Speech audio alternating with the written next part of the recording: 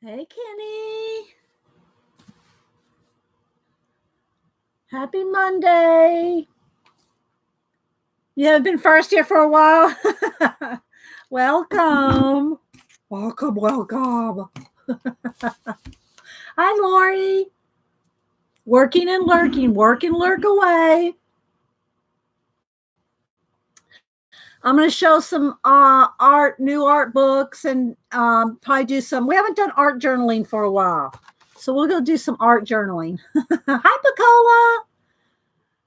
Hi, Julie Topaz. Carla. Anybody else popping in? I got a couple notes to write. Let's see. Going.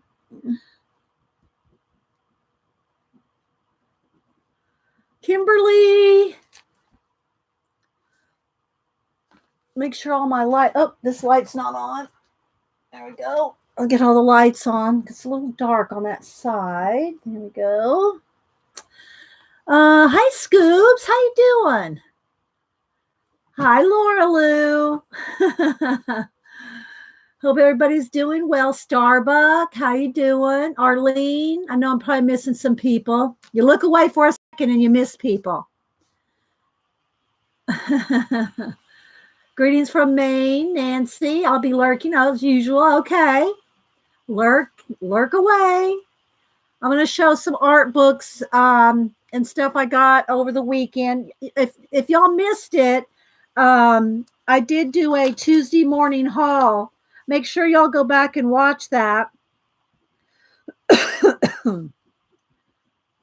It was just a recording. It was not a live show. It was just a recording. Let's see. AJ, Sharon, Roe. Who else? Christy. It was cold. It was like well, I think it even got cold. It's colder now. It was in the low 40s. I think it's got, which is probably not cold to half of you guys. But let me look at the temperature right now. It's 27 right now. It's sunny, but it's 27. So yeah, it's cold. It's cold today. Yesterday it was in the low 40s, and then it went down all day. And now it's 27. Let's see. Who else did I miss? Clinton Hadley. Who else? Joan. So yeah, got some, as usual, books. Anytime I go up to Denise's, I have to stop at my favorite Barnes & Noble. Hubster's off today. It's Martin Luther King holiday. Hubster's home today. Okay, Pamela. Thanks. Hi, Amethyst Souls. Are you a February person as well? Are you born in February? I'm February, so I know Amethyst is the February birthstone. Hi, Anne. When we were in Minnesota last when it was 28 below. Yeah, well, we lived in Alaska for 3 years. I know what real cold is. Cold and snow. We don't have snow. We just have sunny. So it's not bad. Hi, Janet. Clutch your pearls. Janet said she's ready for her bi-weekly torture. Bring on the books. Hi, Faithful Mess.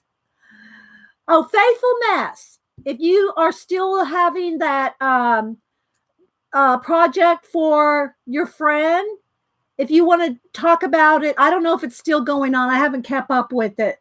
So if you still are, if you want to talk about it, feel free. Let's see. Hope.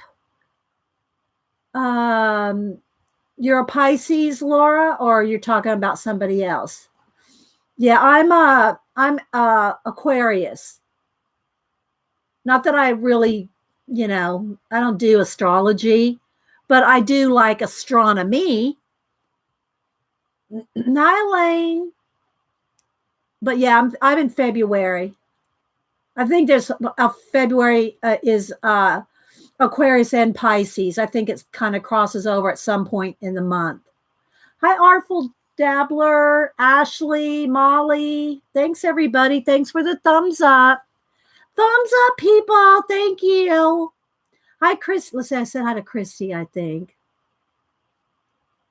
Okay. See, I'm February 4th. Yeah. So it's, early in February. Yeah. Let's see. Janice Hubster's asking me if I wanted to go to Savannah for my birthday.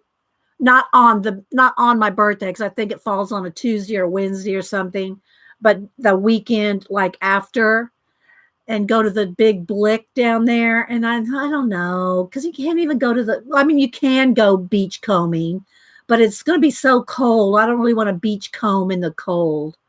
So I don't mind it being chilly, but I don't know what it's going to be like February on Tybee Island. So probably find something else. We usually go to the Blick downtown, my High Museum of Art in Atlanta, and to the Varsity for my onion rings. But I'm eating healthy. If I eat those onion rings, that's like all I can eat in a day. Yes, I know, Janet. I know. Hi, Carolyn. Oh, okay. Let me show that. Oh, it's not going to let me. Did you put a link? Why isn't it going to? There it goes. There it goes. Okay, so look at Faithful Mess right there. She has a fundraiser for her moderator. Oh, it expires today. I'm sending out washi sample cards and goodies from my stash for those that donate to her. So if y'all want to look at, go to Faithful Mess's last video and see about that. I haven't watched her last video yet.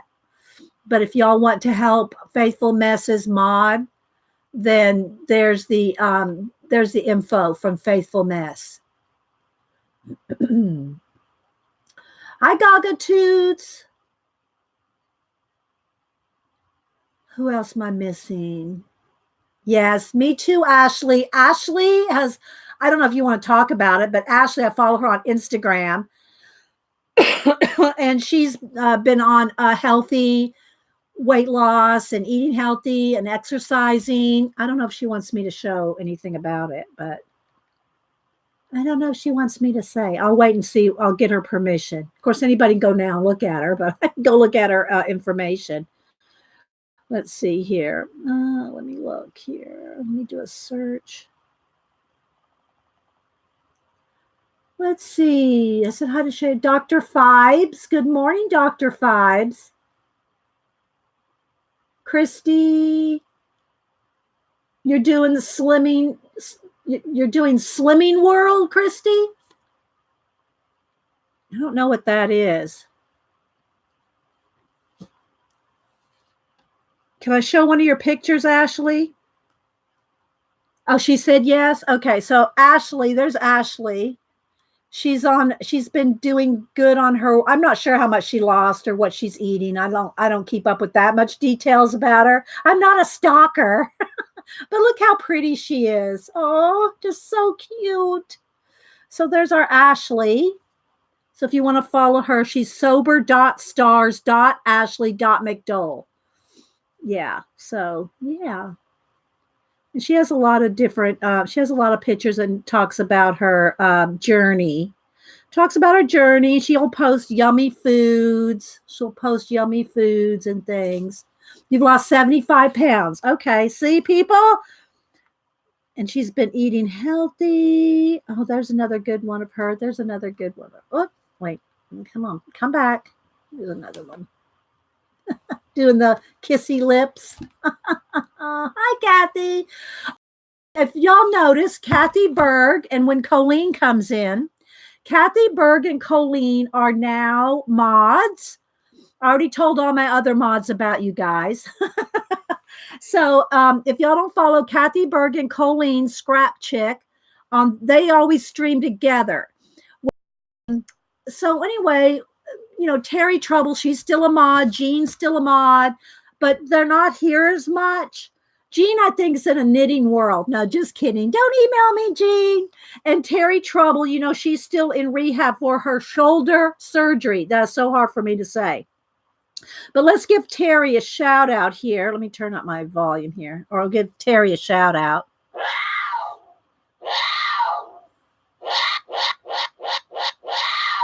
So there's our shout out to Terry. So if y'all don't follow Kathy Bird and Colleen Scrap Chick, they stream every Tuesday and Friday mornings, and also random times. They do, hi BDI Beth, they do random impromptus as well. So yeah, I know, Janet. Shh, Janet, shh. Don't call them in.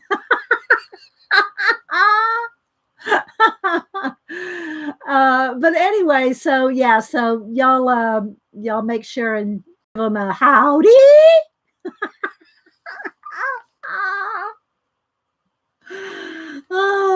So anyway, yeah, so we're gonna do some. I thought we would. I see so many of our peeps like Kathy and Colleen. You know, they do the abandoned books and the reverse collage, but they also do art journaling like we used to do. Maybe it'll drag Eileen in here, Janet, if I say I'm going to do art journaling. Eileen, we're going to do art journaling.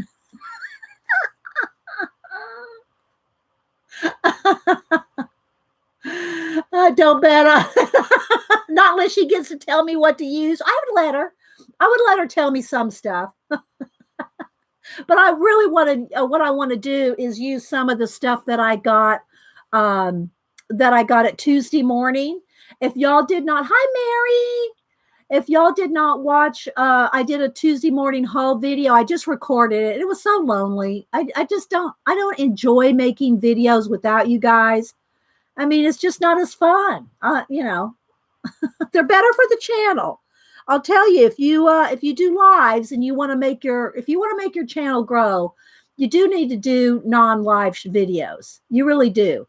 But I just don't enjoy doing them.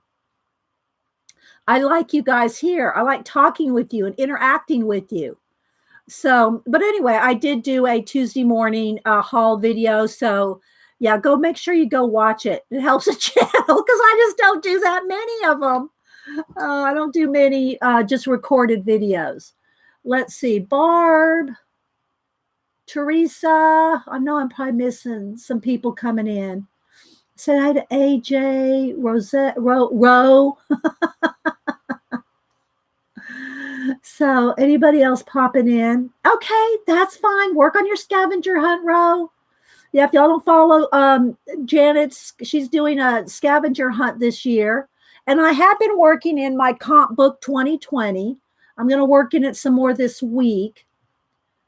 Well, yeah, my walks, Picola, are only 20 minutes. I don't know. It's hard for me. I'm not real good at, I'm all bouncing all over the place when I'm walking. I don't know. I don't do well at that either. Holding my phone and walking, trying not to trip over something in the sidewalk.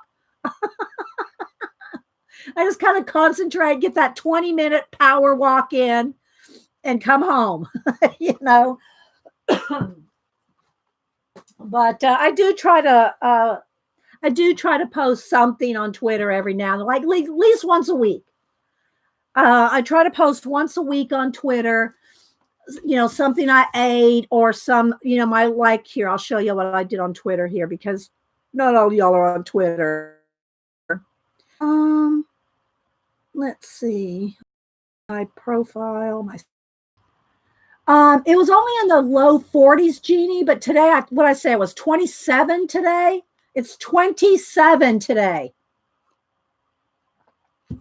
Very cold. All right, so here's what I did on, I wore Wolfie. Wait a minute. It was only 7 seconds. Okay, it's cold out here, people, but we're still going to walk. That's all I did. Just a 7 second real fur. Wolfie is not real fur. Hi, Nanamo. Let's see. Gary, thanks guys for the thumbs up. We have 99 people here. 40 thumbs up. If you're lurking, thumbs up, people. I know. And look, one of the people that follow me on Twitter, look, let me show you this one. Here, people. Okay, look here. Put this. Let's see. Oh, where is it? Where is it? Where is it? Why can't I find it?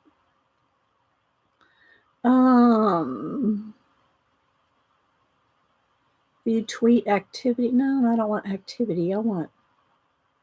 Where is it? Here. Posted this GIF.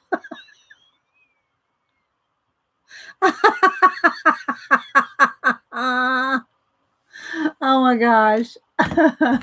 Oh, thanks, Nancy. A faithful thumbs up lurker. Hi, Lynn.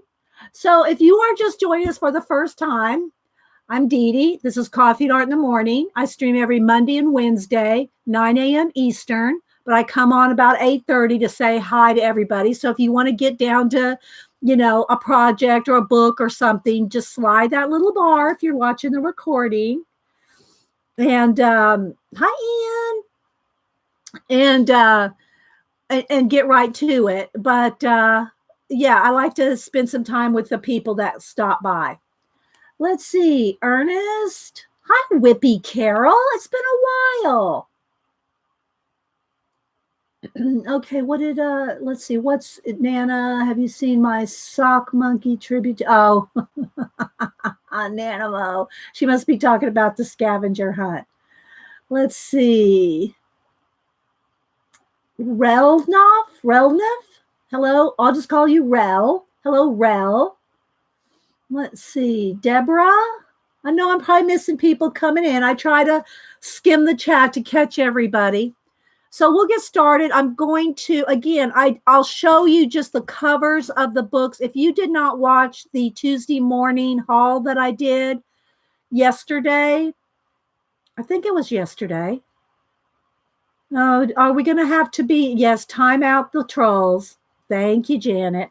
Okay, so what we're going to do today is a couple things. I'm going to show the books. I'm going to show the new books, and then we're going to work in an art journal. So yes, I put together another art journal. I told Janet like last week, I said, Janet, I've got to go to Hobby Lobby and get some new metal Happy Planner rings. I don't need anything else, just the rings.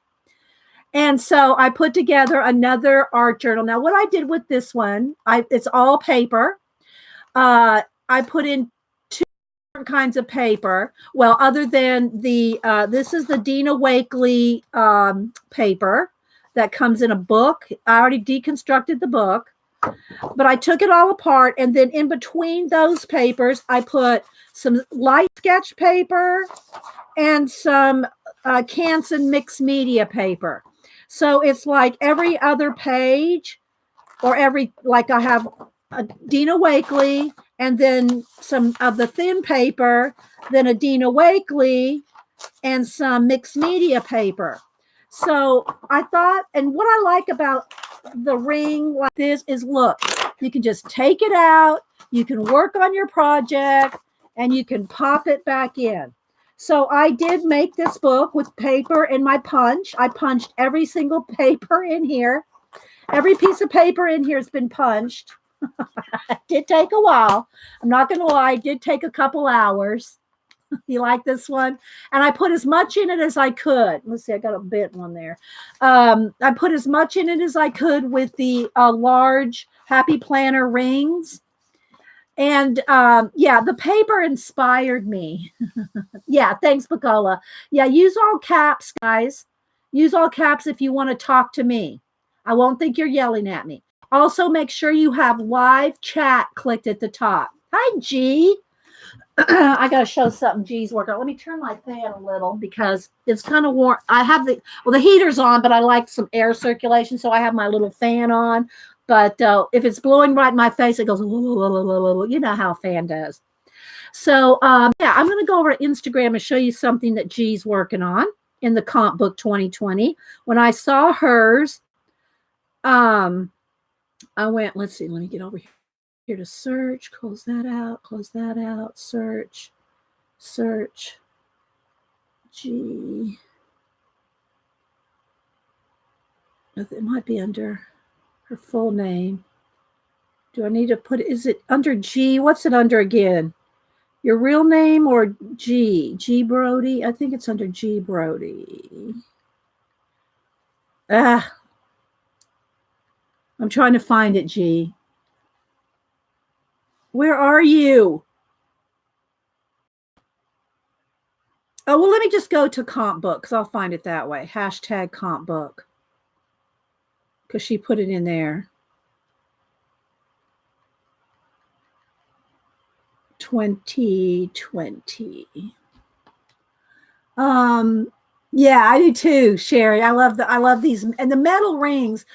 The are more expensive. Of course, you use a 40% off coupon. The metal rings are more expensive than the plastic ones, and they have little hearts on them. I don't know if you can see. See, have hearts. But the pages flip much easier on the metal rings than they do on the plastic ones.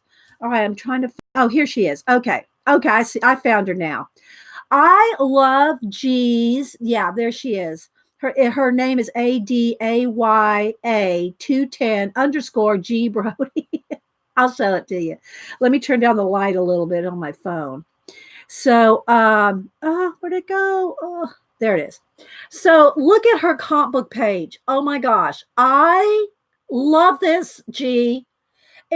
She cut things out and glued them in, her words, and look. I love this page, G. Look at it. Oh my gosh. And here's her name if y'all want to, well, let's see if I can, I can't make it bigger. Let's see. Just see if you can see her name right there. I'll try to get to focus. There's G's name right there.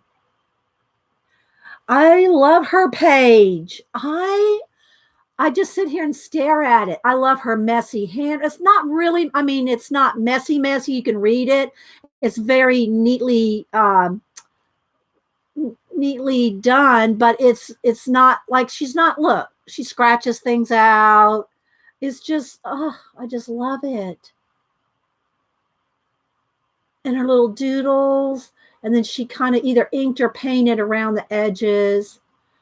Little drawings, look. And she's been doing these little drawings. She's been doing a lot of stuff. Okay, I got to show this. But Eileen's not here, right? I'll show you a couple. She's been making these pin cushions. So, all right. So look, she does these pin cushions. This is a little video. There's her little pin cushion on her finger. And then this one, I know Eileen might want to buy this one. Eileen might want to buy. Sorry, but that is just as stinking cute as can be, G. With a pin cushion. And then she's been doing these little art cards. Look at this. G is very prolific. She does a lot of different things. So I first found G when she was doing these little like 2 or 3 minute videos. Well, maybe there were 5-minute videos sitting in her car, art journaling. She would journal in her art in her car, like for 5 minutes, or she would show a flip of her art journals. Here's another one of her little sketches. So anyway. Oh, thanks, Cheryl. Thank you. Hi, Caroline. Let's see. I know the pin cushions. I know. That's true, Nancy. Eileen will love the fact that it's loaded with pins. You're welcome, G. I love your work. Okay, so let's go ahead and we're going to work in this. I'm going to work in this book. We're going to do art journal pages. It's journal. Look at it. And I'll do a little flip through, but it is the paper out of, I know I kept the book somewhere. Let's see, where did I put it? Where did I put that cover? I kept the cover so I could show you the cover. Now I can't find the cover. But, sorry guys, I'm not sure where I put it. Not sure where I put that cover. But it's the Dina Wakley collage paper. It's just a whole book of the paper. And I did trim it down just a little to fit. I wanted it to fit with the 9 rings. And so I did trim it just a little bit. I don't think I trimmed it this way, but I did trim it this way a little bit just to make it fit in the 9 rings. So we're going to work in that in a little bit, but I did pull some of my Patty Charlie Parish stencils. I did pull a couple of stencils here. Eileen needs to be here today, Janet. I'm telling you, of all days for her not to be here. But we're going to work in this today. All right. So let's go. Yeah, G has a YouTube channel and an Instagram. So y'all follow. Yeah, just click G's name there, G Brody. And you can go to her channel. Hi, Priscilla. Okay, working and lurking. All right, so these are the books that I got yesterday. I got these 2 from Amazon, and I got these 3 at Barnes & Noble. Now, clutch your pearls, ladies and gentlemen. If you like paper, clutch your pearls. So I plan on using this. I plan on using some of the stuff that I got at what do you call it? Tuesday morning. I'm not going to use the napkins. This is the napkin that I bought at Tuesday morning. I'm not going to use napkin because I don't want that bumpy texture today. You know, this will be good for the napkin journal. And I don't really want to go through everything that I got. If you saw Xandra's show, I was at Xandra's. And my computer froze up and I couldn't get it to reboot. And I'm thinking, oh no, don't tell me it's getting that time again. But anyway, then I went and watched her on my iPad, which I don't log in on my iPad. It's too tempting. I just don't chat on the iPad. But I did watch the rest of Xandra's stream. But she got a bunch of stuff from Jane Davenport. You know, if y'all don't know, Creative Vision is going, well, it's probably over now, isn't it? Was it last week? It's probably over by now, but I'm not positive. Anyway, you know, Tim Holtz, Jane Dav, everybody, you know, that's Creative Vision is like a trade show for hobby and craft supplies. And people go out there and they post tons of videos. If you just go on YouTube and put in Creative Vision, you'll find tons of videos on all the new products coming out. Elaine said, Dina showed 2 new collage books. I saw that, Elaine. I did. I saw Dina's show. Let's see. If you want to do a napkin swap, feel free, Faithful Mass. I'm telling you, the last time I tried, well, I didn't do a swap. I did a giveaway. I had drawers full of napkins. And I did a giveaway. Oh my gosh. Girls, bad move. That was a bad move. All right. But if you do a swap, you're in control of it and you can, you know, sign people up and stuff like that. So, but anyway, so what do you call it? And I am going to use this today. Let me just show you some of I won't go through this, but if you want to see what I got at Tuesday morning, there's a video. So it'll be right before this one because I just made it yesterday and it's only like 30 minutes. And I did a haul. I did a Tuesday morning haul. And I did get these Jane Davenport stamps. Hey, honey. Oh, Hubster's going to join us for a minute. You're going to come in and talk books with me? Oh, if you want me to. Well, he's coming. He's off today. So I said, come on in for a few minutes. He's bringing a chair and everything. You can come over. Oh, you want to sit there? Okay. Yeah. Since you're not going to be on, then you can kind of watch the chat as well. Yeah. Okay. So this is one of the things that I got at Tuesday morning. And it's in a little case. And it's just so cute. Look, guys. Little mermaids and a dolphin. And just little cute little Jane stamps. And they are red rubber stamps. So you can see that. Hubster's sitting here reading chat. Good morning, ladies. And gentlemen, Ian's here. Okay, Ian. Yeah, hey, Ian. Sometimes Mark. Sometimes some guys pop in. We have a few that come in. Yeah. Hi, the Cheryl goes, hey, Hubster, good to hear you. Yeah, he comes. He'll pop in on it. It's a holiday today, Martin Luther King Day. So, he's home today. So. All right. So this is one of the things that I got. Vicky, I think it's Vicky Booten. I think she was at Creative Vision too. I did not watch her video. I saw that she came up in the recommendations. And so anyway, this was what, honey? The Artful Dabbler. Yeah, I know. You like some of this. Beady Eye Beth is here. Hey, Beady Eyed Beth. Love that name. Yeah, that's how. Well, I think Beady Eye Beth is Hubster's favorite name, but he's liking the Artful Dabbler too. Okay, so I haven't opened some of these things, but I want to use this today. So it's like a paint scraper texture creator. So I have another one similar to this, and you can also get something similar to these, like at the hardware store.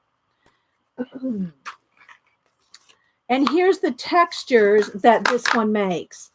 So it's like lines and scraping, and there's some creativation. Thank you. Creativation. That's the name of it. Thank you, Janice.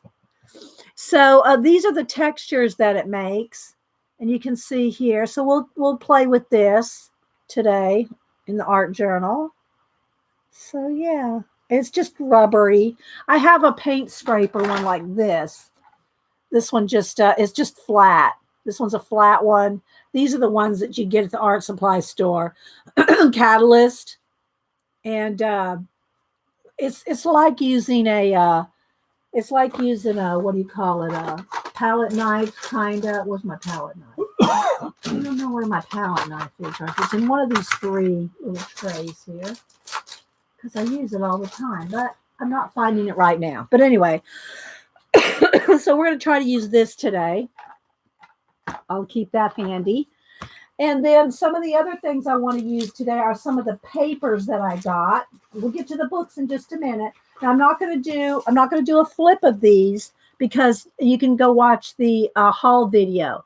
Nanimo, I bought one made by Jelly Plate from Amazon. Oh, okay. Yeah. I forget that Jelly Plate makes those kind of things. I have a Jelly Plate, but I don't have their other products, just the Jelly Plate itself, which, yeah, I need to bring that back out sometime soon, too. Not today. I'm not going to do it today. So let's see. Hi, Shauna, Mama 4. Who else am I missing? Functional Light One. Hubster gets a kick out of the names. Linda Lee, lurking. Okay, thanks, Linda Lee. Thanks for all the thumbs up, guys. Thumbs up, people. So I did get these papers again. I'm not going to show them now because I did a flip of them. But like this one, I like these two. But let's pull that bee. Like this is flower. And what was that other one? So I like these. These are, and then this is like very kind of Victorian cut apart cards, journaling spots, cut aparts, and then here's another 2 more sheets of that paper. It's a duplicate sheet there, so you can use the front and or the back. But I really love this.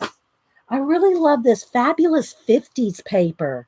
Other than the flamingos, Eileen. Hi, Stacks. Let's see. Remember, guys, put it in caps if you're talking to me. Hi, Painty Girl. Thanks, everybody. So I did show this, but I love this 50s paper. It's so retro. Look at this. See, like this. Here's some cut aparts. Let me pull a couple of these out. I'll show that in a second. But I don't know. I might use some of this. Look at this big sheet here. It's just very 50s. Let me get those out. I love that. That is really neat. Isn't that cool? Look at these old ads. See? I love those too. That's here, great. you want to look at it? Yeah. Let me get a sip of coffee here. Okay, my page just went a little dark with this paper. Let's lighten it up a little here. Well, while you give a sip of coffee, can I give an update on my book? And then Oh, you want to give an update on? Yeah. So, well, give me the book. I didn't bring it. Well, go get it. I got to show the book. You want me to go all the way downstairs and get it? Yeah. All right. I'm going to make you go up and down the stairs on your day off.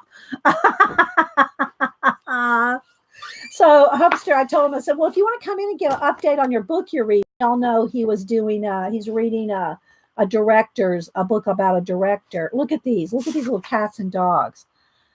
And I told him he needed to, oh, I like this page too. Maybe we can pull that. Oh, that's on the back of that one, I think. Yeah, it's the same one. So we can use the front and the back of that one. So anyway, I love this retro. And again, I got it for $6.99 at regularly $19.99. It was at Tuesday morning. Get some coffee while you're there. Oh, I got some coffee right here. I just got some before. Look, I got some right before. Okay, so let me show them the book, then you can talk about it. Okay. All right, so this is the book. You want to talk about while it's sitting here? Yeah. Okay. Some of you may have heard or may remember that I've said several times that I've been to Warner Brothers Studios in Hollywood. It's a great place to visit. They got great tours to go on. Our daughter Annie lives out there. So yeah. And so I've been to Warner Brothers several times. Got a couple of friends that actually work there. And so I've always been fascinated and love old Hollywood. And one director in particular is Michael Curtiz. You want to turn that off? I think, I think because it's going to make you go, you know, with the fan. It's going to make me do what? No, never mind. Keep going. No, do that again. But anyway, just kind of want to give an update on the status of my book. I'm about halfway through it. It's about the great director from Warner Brothers, Michael Curtiz. And I'm finding out a lot about Errol Flynn. Errol Flynn has always been one of my favorite actors for you that are old enough to know who he is. And he was a major star in the 30s and up to the late 40s. And a great actor. But I'm finding out that he made 12 pictures with director Michael Curtiz. I didn't know that. And Errol Flynn was very insecure as an actor. And I did not know that either until reading this book. But he was very insecure as an actor, and he made 12 pictures with Michael Curtiz, and he absolutely hated Michael Curtiz and hated working with him. And so can you say one reason why you think that is? Well, I think it's because Michael Curtiz's accent. He was Hungarian.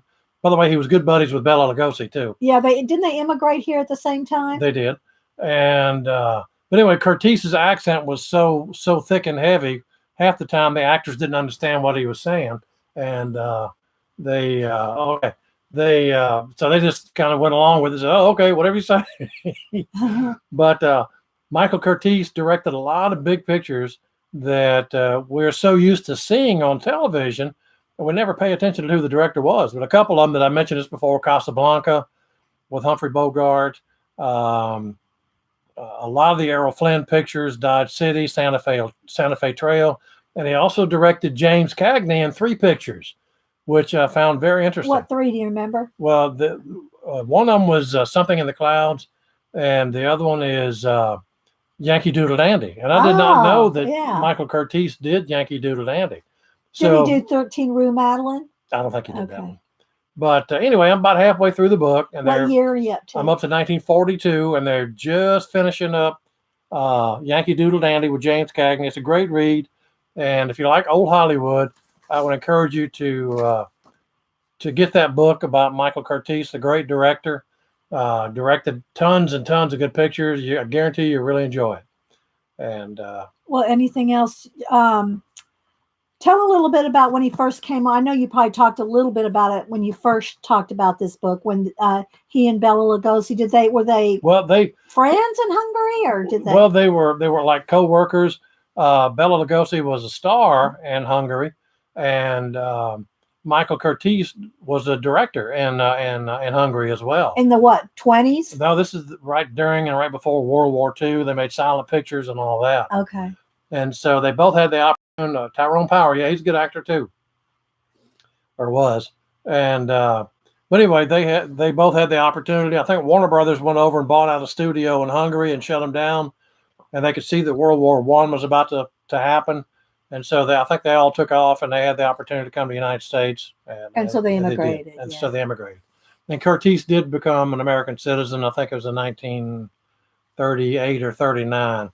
So really good read.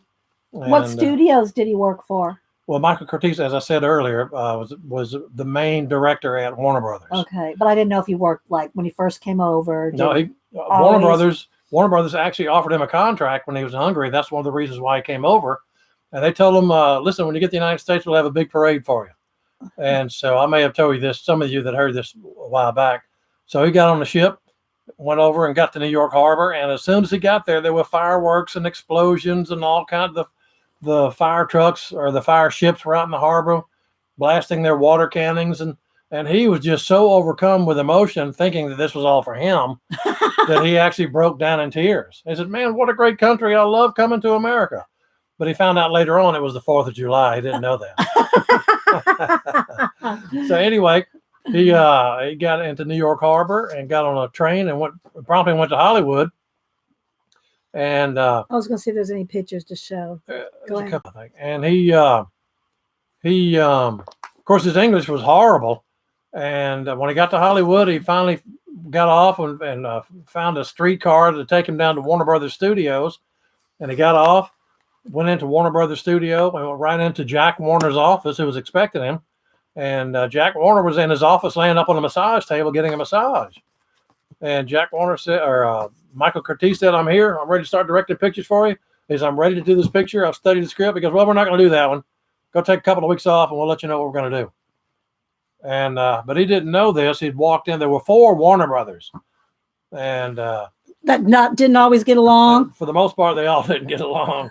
And Michael Curtiz walked in right into the middle of a feud, and he didn't know that until later on. But anyway, that's all I wanted to say at this point. I'm going to turn it back over to Dee Dee.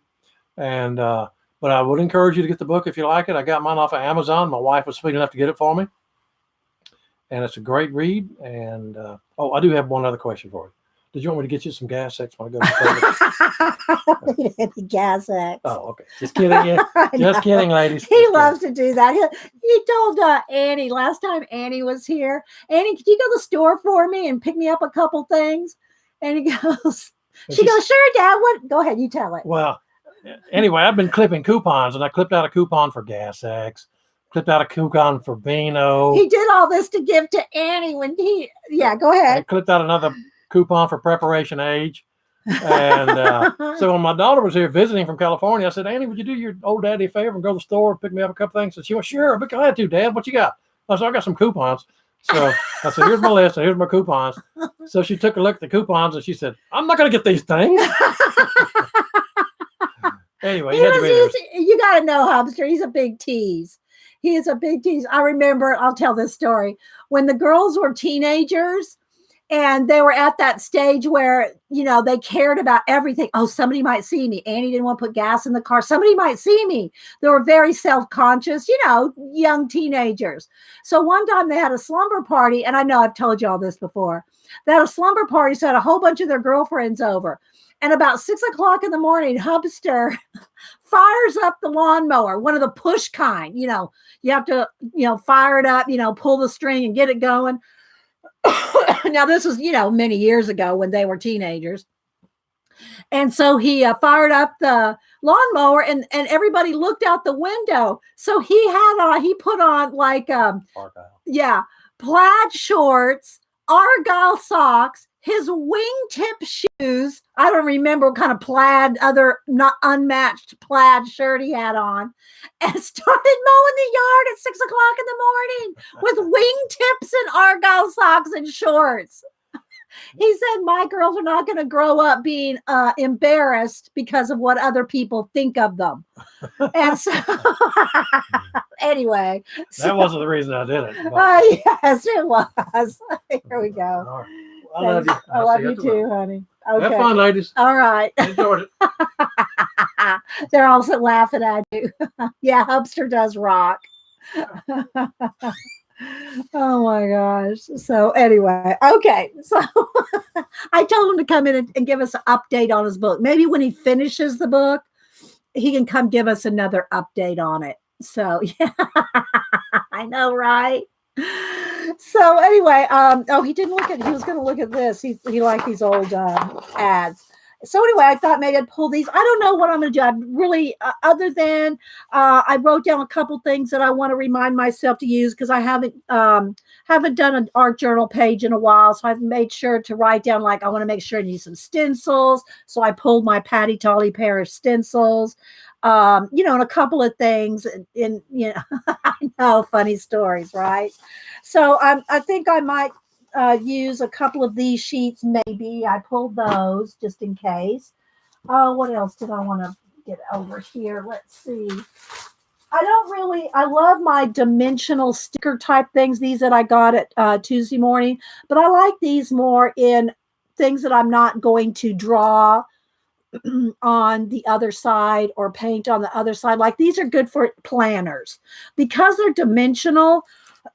If you try to do something on the back side, if you use these, then you're going to have to fight the lumps.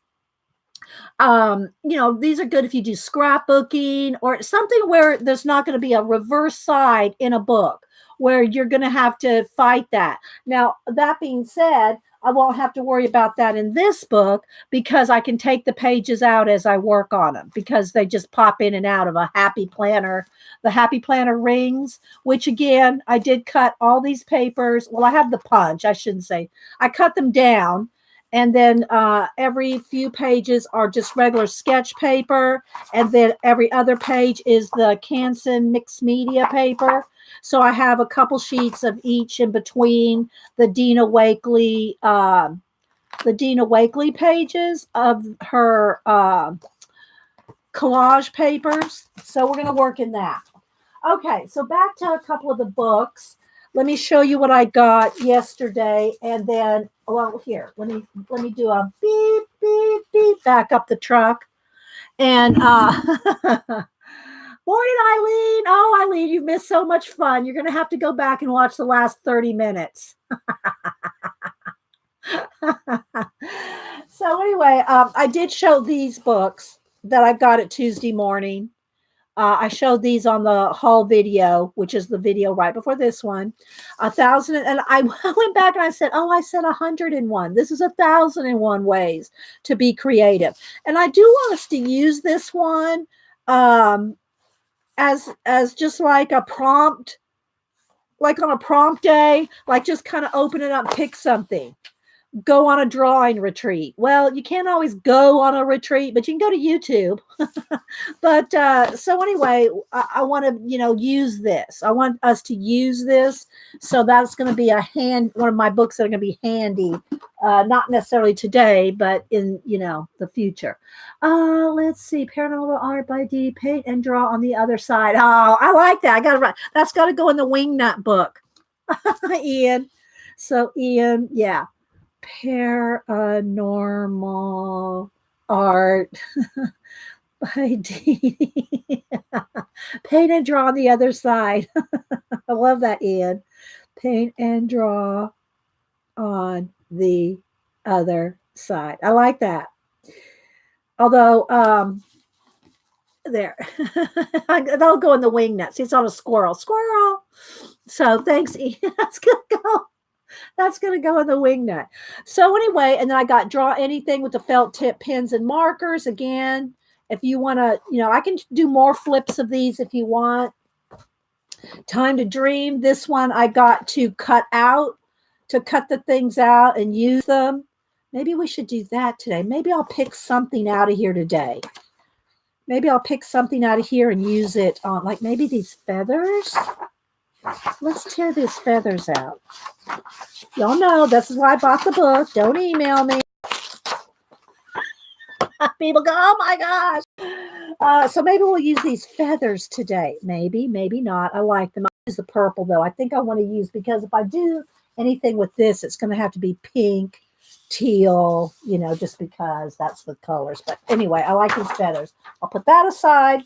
Then I got 40 Ways to Write I Love You. And again, this is a font text, how to draw lettering, and it gives you a blank space to practice on. And this is the kind of thing that I like to just pick out a project out of and do it in another art journal. I can't even remember the last time. Hi, Elon QP, Queen Pam. I can't remember the last time I had one of these kind of books where I actually worked in the book. I'll do a couple of different things. I'll deconstruct it and make it into an art journal, put rings on it, and use it as a inspiration book where I can add pages. But otherwise, I use these kind of things that I'll take a project out of it and do it in a separate book. But anyway, 40 Ways to Write I Love You, and it's all about lettering and text. So those are the books that I got at Tuesday morning. Now, these are the books that I got at Barnes & Noble, and these are the books. Where's Colleen? Colleen needs to be here for this. Okay, she may have this already. Now, I'm going to say I was a little disappointed in the size of this book. Again, I try my best to look at how many pages and the size of the books. I knew that was a small book as far as the size of the book goes, but I thought it'd be a little thicker. I have bought one of these kinds of books before, and it's the book that I'm using in the Fibs book.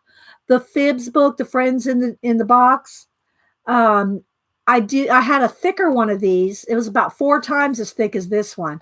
And I deconstructed it, and I did punch the holes in it, and I put that in a book to do of Fibs. I got 3 color books and Tuesday morning last week. Oh, good, Carla. Yeah, you got to catch it at the right time. And I don't go often.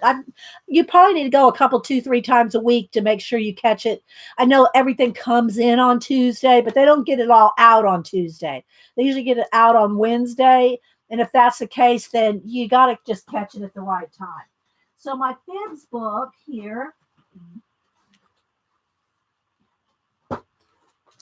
is really packed full of stuff that I'm going to use, including my washi tapes from Faithful Mess. And again, guys, if you want to help support one of Faithful Mess's mods, she's kind of doing a little fundraiser for her. So, and it ends at 12:30. So if y'all need to go check her out, or maybe, I don't know, I don't want to make her extend it, but I'm streaming until after that, but she's doing a fundraiser. So if you want to check that out today, Faithful Mess is doing she's helping one of her mods, and she's sending out a little card of washi tape to anybody that supports. So if Faithful Mess wants to put that out, if she's still here, she may not be here still. There she is. So there's Faithful Mess right there. So if you want to go click on her channel and watch her last video, or is it the one before Faithful, you can tell them. So anyway, Faithful Mess makes and sells these little, she uses photo albums, and she wraps the pages with all kinds of washi tape, and then you can just peel off what you want to use. So I'm going to be using this in the Fibs book. I have other things here. This is not part of it. This just got stuck in there. That goes over there. And so I have don't want to make sure to show any addresses. So let me pull this top layer off here that might have some envelopes and stuff on it. And so there's Painty Girl. This is Painty Girl's page. So I have different papers in here, and then throughout I intersperse some of these graffiti book pages. So like every other one or so is one of those, not the one that I showed you. This is a different graffiti book. I don't even remember what the cover of this one looked like. But just look for graffiti books. And they're just books with walls and, cityscapes and different things like that. And so I put these in here to journal on. For the Fibs, in the Fibs book, like this one, it's a classroom. There's a truck. So you can do your own tags on them, or you just use them. You can just use them as backgrounds. So this is the Fibs book. And again, I have a pile of stuff here that's going in that book. All this, well, not necessarily the envelopes and stuff, but I mean, this is stuff that's from the Fibs that are going in that book. And again, it's a ring bound. Let's see if I can tilt it up. It's a Happy Planner ring bound book. Okay, so there's that journal that I'm working in. All right. So anyway, this one is not that big, but there may be other ones that are. But this one has just got walls. So it's just like brick walls, painted brick walls. And I hear a little Malibu out there wanting in. Bless her heart. I guess she can come in for a minute. I'm not painting yet. All right, come on in.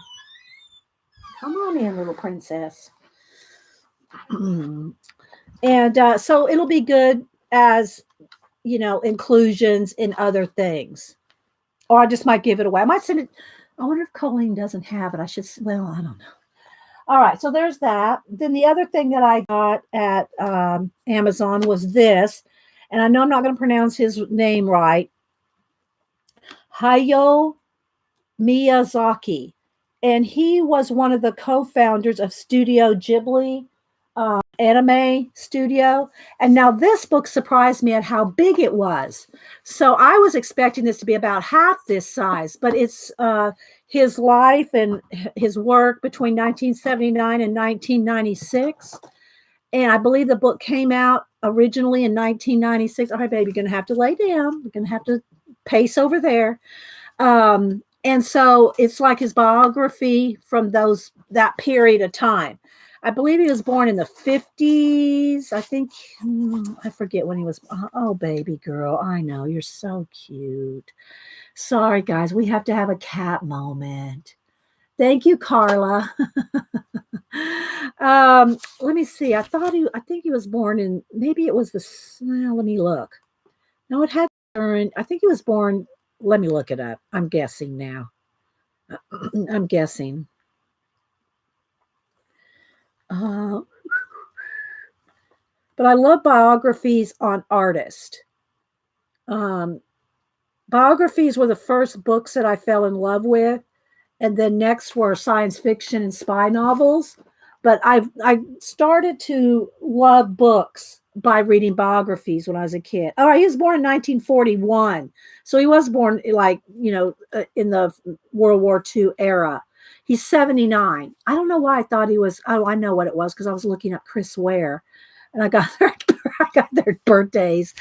Their birthdays year mixed up. But anyway, so 79 to 96, and so I'm really looking forward to reading about Studio Ghibli and some of his art. There's not a lot of pictures in here. It's like some of his early stuff. So if y'all know him from any anime. Hi, Christine. Who else am I missing? I know. Right, Sherry? We just got to trust me. It's not like she doesn't get any love around here. She's a spoiled little princess. Yes, she is. All right. So now she's going to sit over here right by the computer. As long as she doesn't go by the cords, she's good. It's when they get close to the cords. Okay. All right, Caroline. Thank you for stopping in. Thanks, guys. Hi, Judy. Good morning, kitties, marvelous mods, and fabulous fibs. Oh, I like that. Marvelous mods and fabulous fibs. I like that, Judy. Oh, my gosh. Now she's going to get in the markers. She can get in the markers as long as she doesn't get in the cords. Oh, they have a Facebook page, Janice? I did not know that. Oh, I'm going to go see right now. Ghibli Studios has a Facebook page. Okay. Let's go click that real quick. I did not know that. Okay, baby, gonna lay down now. Lay down. All right, let's do a search. Ghibli Studio. Okay. Thank you. Okay, so it's a fan. It's fan. I don't want to join a fan group. Don't they just have like I guess maybe that's all they have. There's the worldwide one, has 50,000 Studio Ghibli fans. Here's what Japan and Studio Ghibli fans worldwide, 159,000. Let's see all.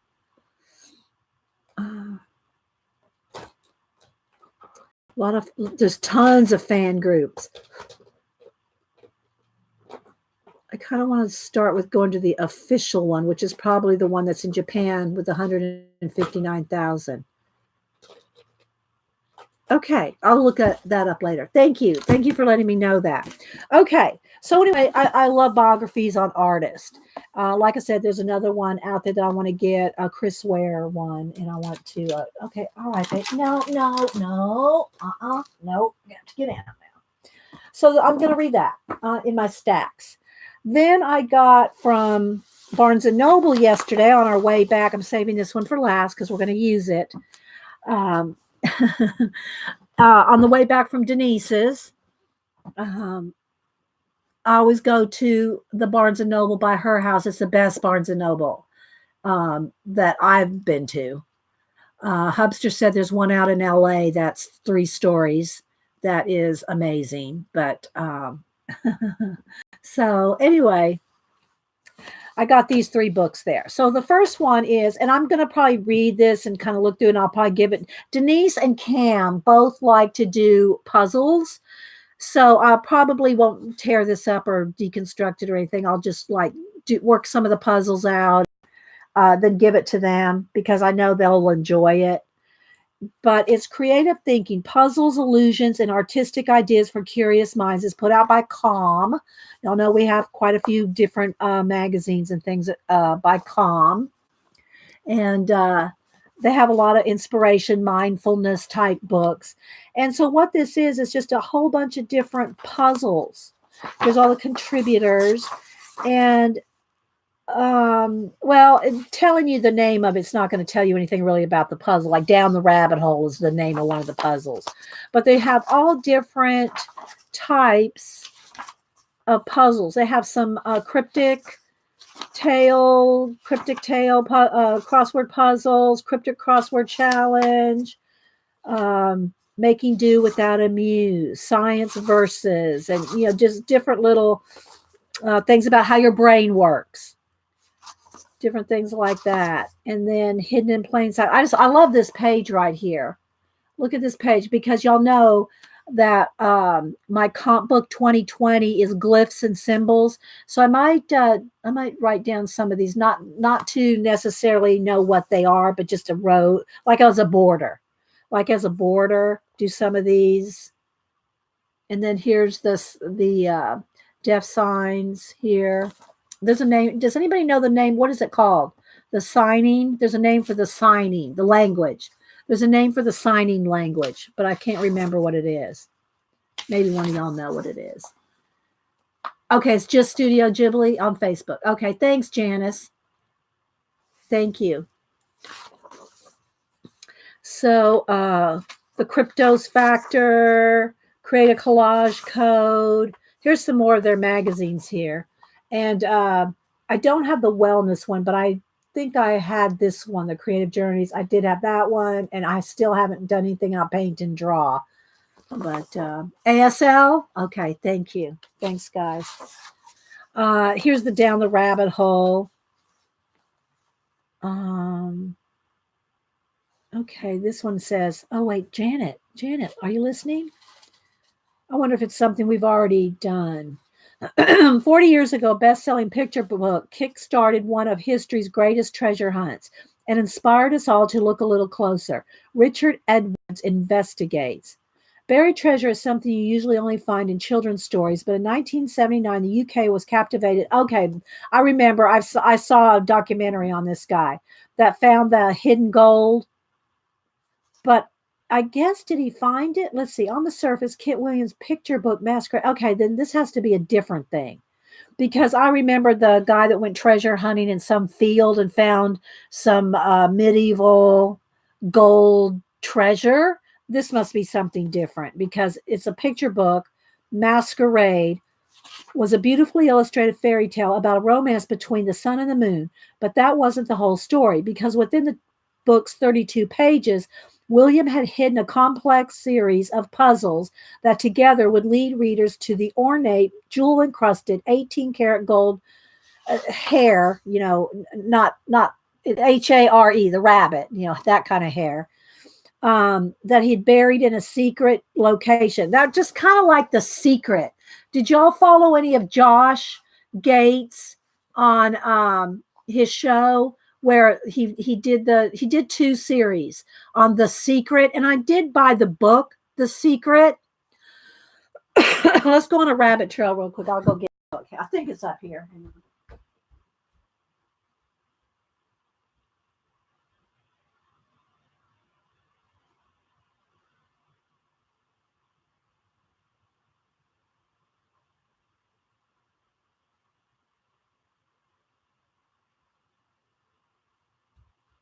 So Josh Gates came across this book and he's gone all over the country to try to solve this. So the thing about this book called The Secret, a Treasure Hunt, and I've shown this before and talked about it before. I think it's Destination Unknown. I think is Josh's show on Discovery Channel. But anyway, he's done 2 different shows, one about 2 or 3 years ago. And then, yeah, y'all watch John. Yeah, see, Annie does that too with my grandson out in LA. They got it and they want to look and see what's maybe out in California. But anyway, so the guy wrote, what he did is he had an artist paint. Now, here's the problem with this book. The paintings are not near clear enough for you to really decipher. But he painted 12 paintings. 12 different paintings, and they are clues to the cities where the treasure box, there's 12 of them, where the treasure box is hidden, along with poetry that you have to decipher, the poetry with the pictures to find the 12 individual treasure boxes, and you get a jewel. I think inside the box there's I don't know if it's not, well, I forget what it was, but anyway, you get with his wife and she has the jewels, so it's still going on. It's the reprinted book is not good at all for the pictures, really. I mean, you can see them here, but they're not. Okay, baby, you're gonna have to get down too, just like your sister. But anyway, when it came out, so what happened was this guy wrote this book, and had an artist paint the pictures, and they've even Josh interviewed the artist that painted the pictures, and according to the artist, he does not know where they're buried either. He was just told certain things to paint, to include in the painting, but he doesn't know the exact locations. He may know the cities, but he doesn't know the locations of the boxes. So in 70 something and 1980 something, 2 of the boxes were found before Josh went on the hunt. So 2 of the boxes were found, and the guy that did the book, his name is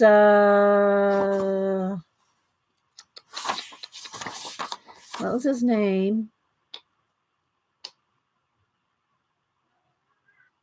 Brian Priest, Preiss.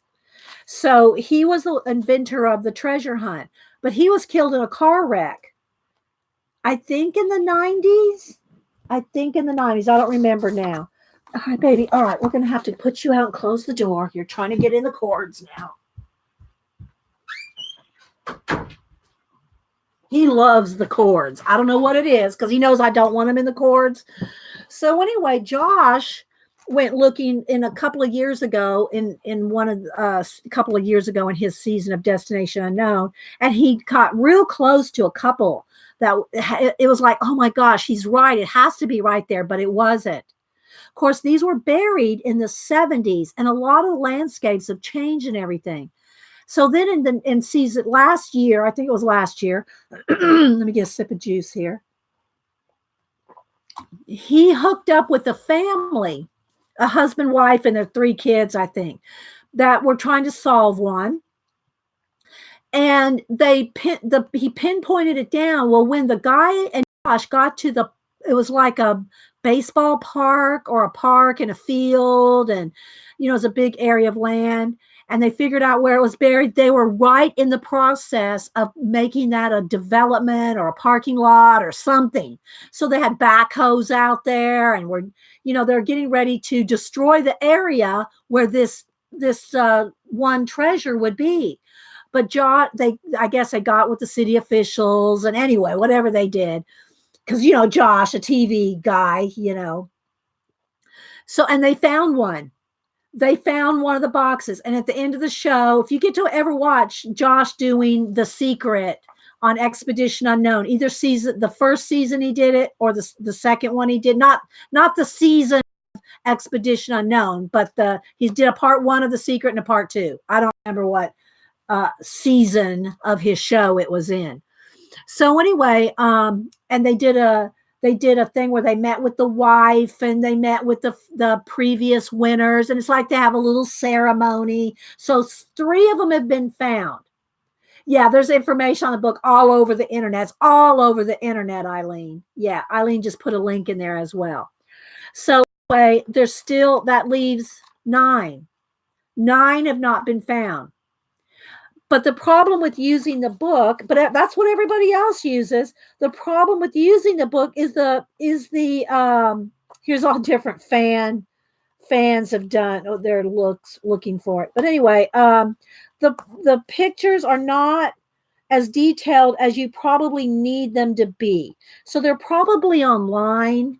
If you really get serious, and this is what I told Annie, if you really get serious about looking for any of these, you want to go online and find clearer, more detailed photographs of the paintings themselves. But like, look at this profile here. See, that's a hint as to the city. And you have to match up the poem with the city. This doesn't tell you what city. This doesn't tell you what city. Although he was very big on immigration, and every one of his buried boxes and treasure hints has to do with a major immigration, like Italian immigration, German immigration, like that. Okay. So that's like a clue to that. But anyway, it's called The Secret. And so anyway, I was thinking that this was similar, but I'm not sure. An original armchair treasure hunt, says Dan Rich, a masquerade, and the name of this book they're talking about here is Masquerade.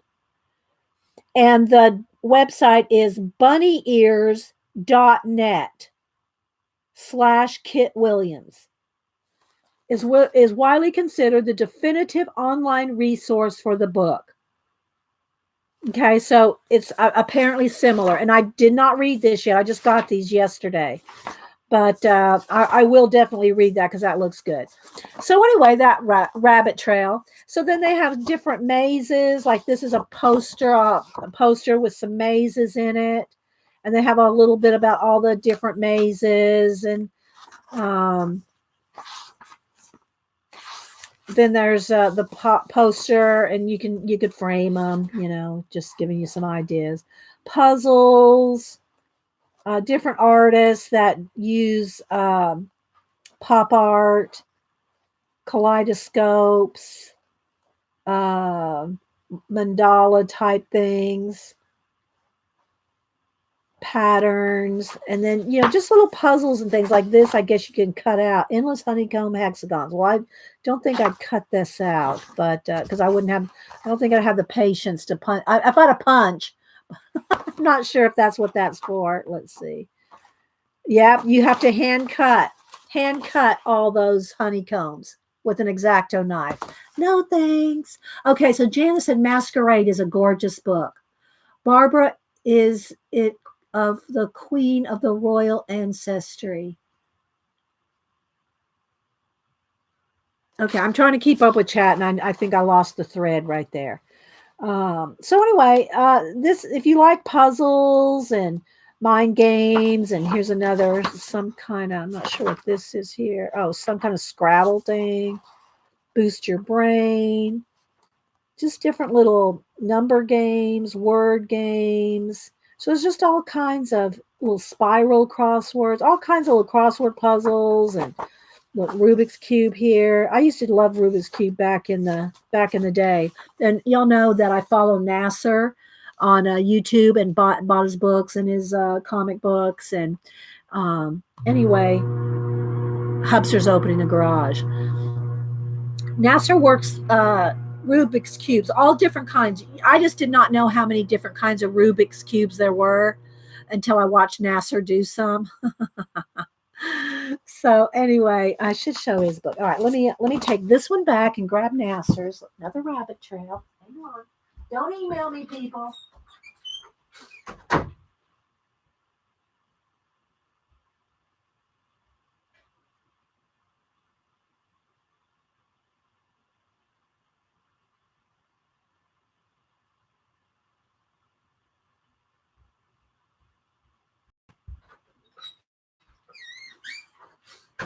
So if you like Twilight Zone type stories, then you'll like Nasser. Now he does write horror books too. He's got 3 books on Amazon.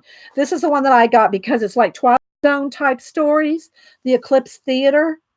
And he's also same name on YouTube. So if you want to follow Nasser on YouTube, and he does little chats, he does art, he talks about his work, he talks about his writing, he does all kinds of things. But anyway, if you want to support a young, he's only like 22, I think. 22, 23. He's a young writer. And so if you want to support a young creative, then you can go buy his books on Amazon. All right. So let's see. Back over here. So that's Creative Thinking by Calm, the magazine Calm. And then moving on. Let's see if anything's going on in chat that I need to see. Bye, Janice. Hi, Devin. I know I'm probably missing people coming in. Joe, thanks, guys, for being here. Thanks for the thumbs up. Kalora, I said hi to Kenny. Kenny was the first one here this morning. Don't forget, guys, Kathy Berg and Colleen Scrap Chick are now our new mods. And, of course, none of my mods ever. Hi, Fly. None of my mods have to ever be here. It's just, whenever they can be here. Hi, Julie Topaz. I think I said hi to her earlier, but I just saw her name pop up.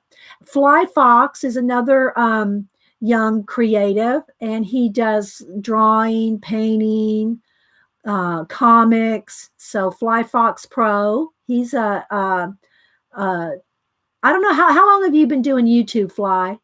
I call him Fly, but he's a young creative as well. Let's see. Let's see if he says. And remember, guys, if you talk to me, put it in caps if you can. Sometimes that's hard to do if you're on a device, but try to.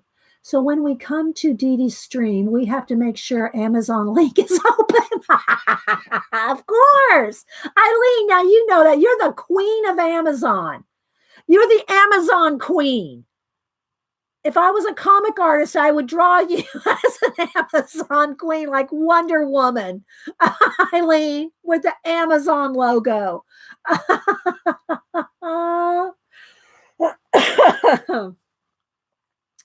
So let's see. Off and on for years, but more seriously with art in the last 8 months or so. Yeah. So yeah, fairly new to doing videos. He did a live over the weekend, and I stopped in to support him. Okay, well, and to watch what he's doing. He's painting a rose. Okay, so anyway, then the other 2 things that I got here, I'm saving this for last. Look, guys, Daphne's Diary came out with a paper pack. Then we'll get to an art journal page. All right, so 99 stories I could tell, a doodle book to help you create. And I'm a sucker for these kind of inspiration books. I will not. As far as in my mind, I will never make a comic or a story because I don't enjoy drawing the same thing over and over. And in sequential art, you've got to enjoy drawing the same characters over and over, and I just don't enjoy. Yeah. Yes, Eileen, the Amazon woman. Yeah. So, but that doesn't stop me from reading about inspiration and creative ideas. I love, and I take notes. I put them in Society of Idea Collector notebooks or my traveler's notebooks, and I keep, so anyway, there's all kinds of ideas. And what these are is you kind of fill in the story. You fill in the story, like someone who changed the course of my life. And then you put their name in. Before we met, fill it in. But then my life took a turn.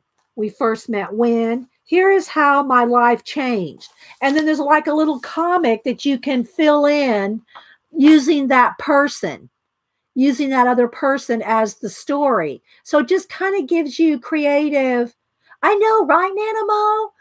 And it gives you like a little storyline to fill out. And it's not anything complete. It's for you to think. And then you have to develop your own. But it's like an outline. It's like a little story outline, right? With doodles so that you can fill in the stories yourself. Again, it's one of those books I would not write in this. I would do my own little stories and off to the side, and I wouldn't do a comic out of it. And in my mind, I just can't imagine doing it because I just can't imagine drawing the same sequential art over and over. But I love comic art. I love comic artists. I follow a lot of comic artists, and I love their art. But that doesn't mean just because you love something, you have to do it too. You can enjoy a lot of things without having to do it yourself. And that's one of them for me. So 9 influential friends. See, I would write about this stuff. I would write it more than illustrate this kind of thing. Although I am illustrating a book I'm reading just for myself. I'm just illustrating a book I'm reading, in my spare time. Now, this book does come with a plastic look. It has a plastic cover on it. It's printed in black, and then it's got the blue, just kind of like the non-photo blue on the back of it, and it's covered with the plastic. See, here's another one here. Look, see, can you see? It's got the non-photo blue little comics there, and then it's got the black ink over the top on the plastic. I think that just really attracted me. Just the way they did this book was really clever. So anyway, high expectation. Life event that did not live up to my high expectations. The event, what I expected, how it turned out, and then complete each doodle. Each one is an independent story prompt. So you can fill it out based on, here, lesson learned. So then you can fill this out based on, it gives you a story plot, like a little inspiration, a little prompt, right? So anyway, 99 stories I could tell you. And it was $16.99. Of course, there was I think a 15, no, did I have a 15 or 20% off? 15 total purchase. Plus I had my mom's leftover gift cards at Barnes & Noble from Christmas. So, yeah. And I'm also a member of Barnes & Noble. So you get, I think 10 or 15 for that. Anyway, but the ISBN is 978-006-2748-355. And it's normally $16.95. I'm sure you might probably get on Amazon for cheaper. But I just thought that was a great little book. I know, great little book, right, Nanamo? Okay, then the last thing I'm going to show you here before we start working in an art journal page. Clutch your pearls, ladies and gentlemen. Well, don't clutch your pearls, but you clutch whatever you want to clutch. Clutch something. Anyway, so this is Daphne's Diary, who y'all know there is a and thanks guys for all the thumbs up. There is a magazine. This is put out in the UK. And so, you do pay a little bit more for it. And the magazine itself is about this size. It's an oversized magazine. You like that, Gail? It is an oversized magazine. And I saw this and I went, what? What? And you can see what is in it on the back. But it really doesn't do it justice when you see what's in it on the back. So I'm going to pull this out and show you some of the stuff that's in it. Inspire you to buy it, or is that enable, Eileen? So it comes like in a little pouch, a little packet, okay, paper pocket, and it's just got all kinds of little goodies. And, as Daphne's Diary, does. I know, look at Nana. Oh my gosh. So it comes with a little paper pad. It just comes with all kinds of paper stuff. Come on in, honey. What's up? Don't let the cats in. Okay. Are you heading out somewhere? Yeah, I just want to make sure it's okay with you. What? Well, I got all the grocery shopping done. Got all the laundry He's done. trying to make himself look so good. And I cleaned up the kitchen. So can I go out now? You can go out and play, honey. Oh, okay. Thanks. Yeah. Mwah. Have fun. I'll do that. Okay. Oh my goodness. They're laughing at you. Okay, so anyway, save the drama for your llama. These are some postcards. So there's all kinds of little postcards. Here's a little succulent or cactus, another cactus, born to sparkle. So there are little postcards in here. Okay, so there's some of those. Y'all like that? Hubster's a hoot, I'm telling you. He is a hoot. He has a very dry sense of humor. Yeah, oh, yeah, I should have asked him. I'll tell him. I'll say, Beady-Eyed Beth, he already left. Beady-Eyed Beth wants to know if you mow the yard, but we don't need to mow the yard because it's cold. You know, it's winter. It doesn't grow. So a little flower drawing book. So you can draw little flowers, you know. A book like this, and Boo and I did one back when she was real little, and I think she had to do a project for school, like a gardening theme. I forgot what the whole project was, but what we did is she kept a journal of my garden. And this was back when they were younger and had time to be here more. Now they're in Boo's in half a semester or half a year of a high school and half a year of college. She's in advanced, so she's doing half and half. And they both work after school, so they work jobs, and so they're just and everybody has different schedules. Denise works all weekends because she's in real estate. It's just really, it's hard to get together. So Hubster and I have to make the effort to go up there, which is not really an effort when you get to stop by bookstores on the way home. But they're always so busy. We get to spend maybe 30 minutes, an hour with them at a time before they're all heading out in different directions. But anyway, so she did an art journal, garden journal. It was like a combination school project, art journal, growing, notes and writing down all the information on the plants that I grew. And but anyway, I said that to say that this a little book like this is if you do any kind of gardening, whether it's flowers, vegetables, and that's what I do, vegetables in the spring. You can keep track of them and draw doodles, even if you don't like. We all take a lot of photos anymore. So I take a lot of photos, and like last spring, I took a picture at once a week of my garden, and posted the progress of the vegetables growing. But you could also do that in a little book or in your journal, in a Society of Idea Collector, whatever you want to do. Here's some stickers, some little Polaroid frames if you do the in stack, kind of small pictures, some different little, Eileen. Stickers, and then they have all kinds of papers like these two are books. Wait a minute. So these are little paper books for you to use in collage. So I want to use some of this stuff today. Well, I don't know, Eileen, should I use that? No. I would use this, Eileen. If I do anything with the pink, the teal, the pink and teal scrapbook papers that I pulled earlier, this one might be good. Let's see. Let's pull that one. That one might be good in a collage. We'll see what else. But I also love, I love the succulents and the cactus. But because the papers I pulled are the 50s, and they're pink, teal, red, a little bit of green, these colors, this is what matches. This is what goes. So I might just do that. But anyway, then there's this little book, and it has same kind of thing. It's got all kinds of little things you can use for collage. Oh, maybe I should use this one. Peonies? Is that a peony? Let's see. Which one do I like better? I kind of like the peonies. I kind of like this one. I kind of like that. Kind of goes better with it because it's got that green color in the background. It's got that same kind of tealy green in the back. I think we're going to roll with that instead of this. Now, I think these are peonies. What is this then? What is this one? Someone knows. Yeah. And then just, some birds, some fruit, just all different kinds of little booklet.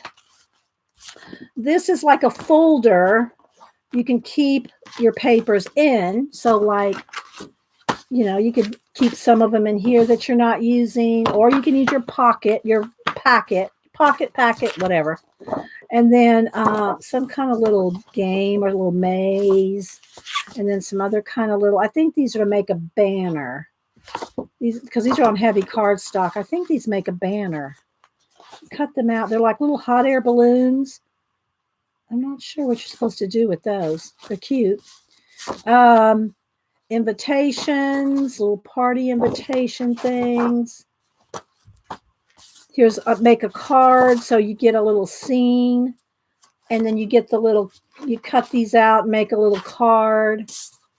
And then there's all kinds of big full sheets of paper.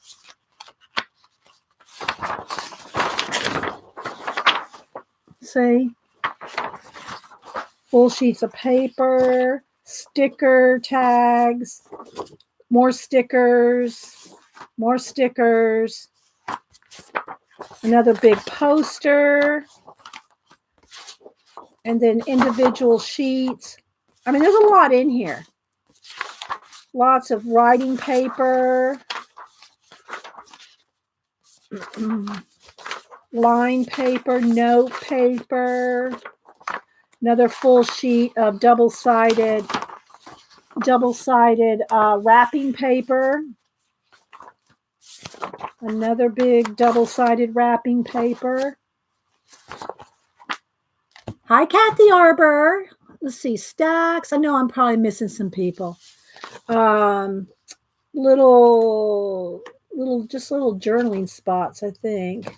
They're just perforated. They'll just come right apart. And then here's make these little boxes again, perforated.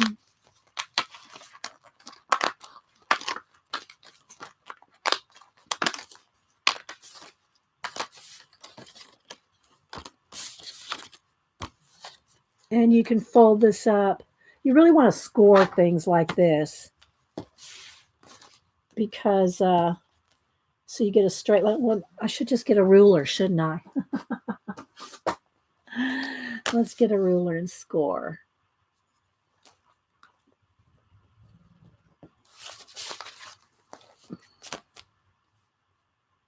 Just take a little moment to make a little box here. And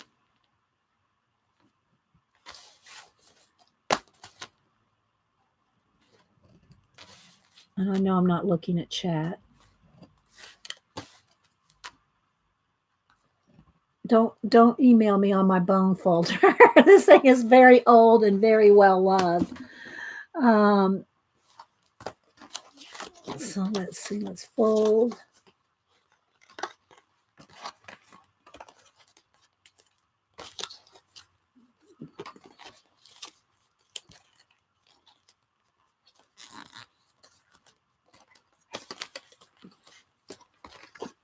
All right, let's see here. These go on the top because they interweave. Same thing for the bottom box down here. So then you just do that, and then these two should attach like that. And then you got a little heart on the top. It's a little heart. And again, you can, glue the bottom. But yeah, cute, right? Enabling. Oh, Kathy, you're just getting here. You got to go back. You got to go back, girl. So there's a few of those. Look at these different boxes. Look how pretty, guys. And then another piece of paper. Oh, this is an envelope. Some more little booklets. A little coloring book.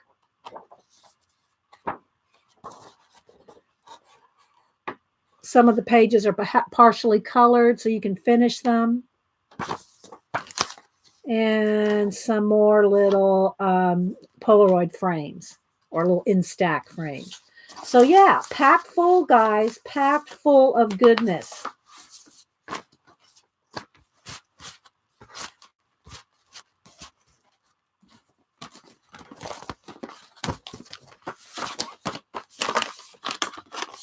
And I'll stick it back in there like that. So that's the paper pocket. So there we go. Enabling. You should rename your show Coffee and Enabling in the Morning. I know. I got that from Eileen. I'm blaming Eileen. Everything's hashtag blame Eileen. Didn't y'all know that? I have no idea what Eileen's going to tell Janet to do today. But let's see. I might use some of this stuff. So I want to keep it handy. All right. So back to, let me move these books up here. Let's see. Don't need any of these right now. All right. So we're going to do art journaling. And Eileen, I thought that you might enjoy today because we're going to art journal. Hang on. Let me fix the little blanket I sit on so it's comfy in my old chair. All right. So I did think about using these out of that color book, but I kind of like that too. I don't know because I want to use this. I think the feathers might be good, maybe. Have to paint them, color them. Maybe Copic marker them. We might Copic marker these I'm going to ignore the purple because the purple's going to be cut away. So yeah, we'll see. So I did pull some Patty Tolly Parish stencils out. I got 4 or 5 of those here. Not this one, but this is just some circles.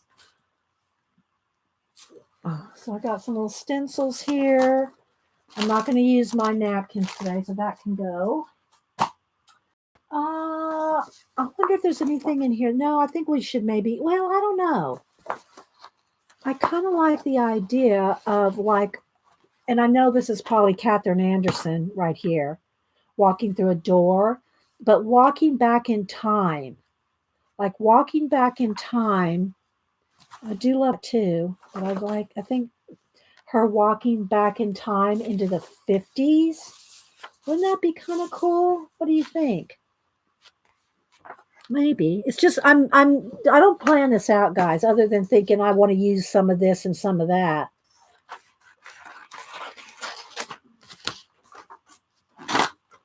Maybe we'll do that.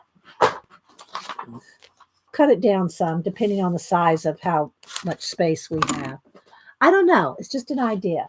All right. So I got these 50 scrapbook papers. This flower is from Daphne's Diary Pocket Pack. This is from that color book that I got at Barnes & Noble. No. Did I get it from? No. Tuesday Morning. This is from the color book that I got it. Just bumped the. That's out of this Time to Dream color book that I got at Tuesday Morning for $3.99. Oh, look, there's another one, another flower.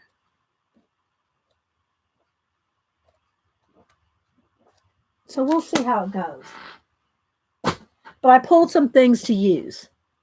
All right. Oh, what happened to Nana? Oh no, Nana. Hi, Mary Beth. Let's see, who else am I missing? I just saw, oh no, Nana. Hope nothing's wrong with Nana Mo. All right. So let's see what we're going to do now. So I have some papers, a focal image. I got these cut apart things and different papers.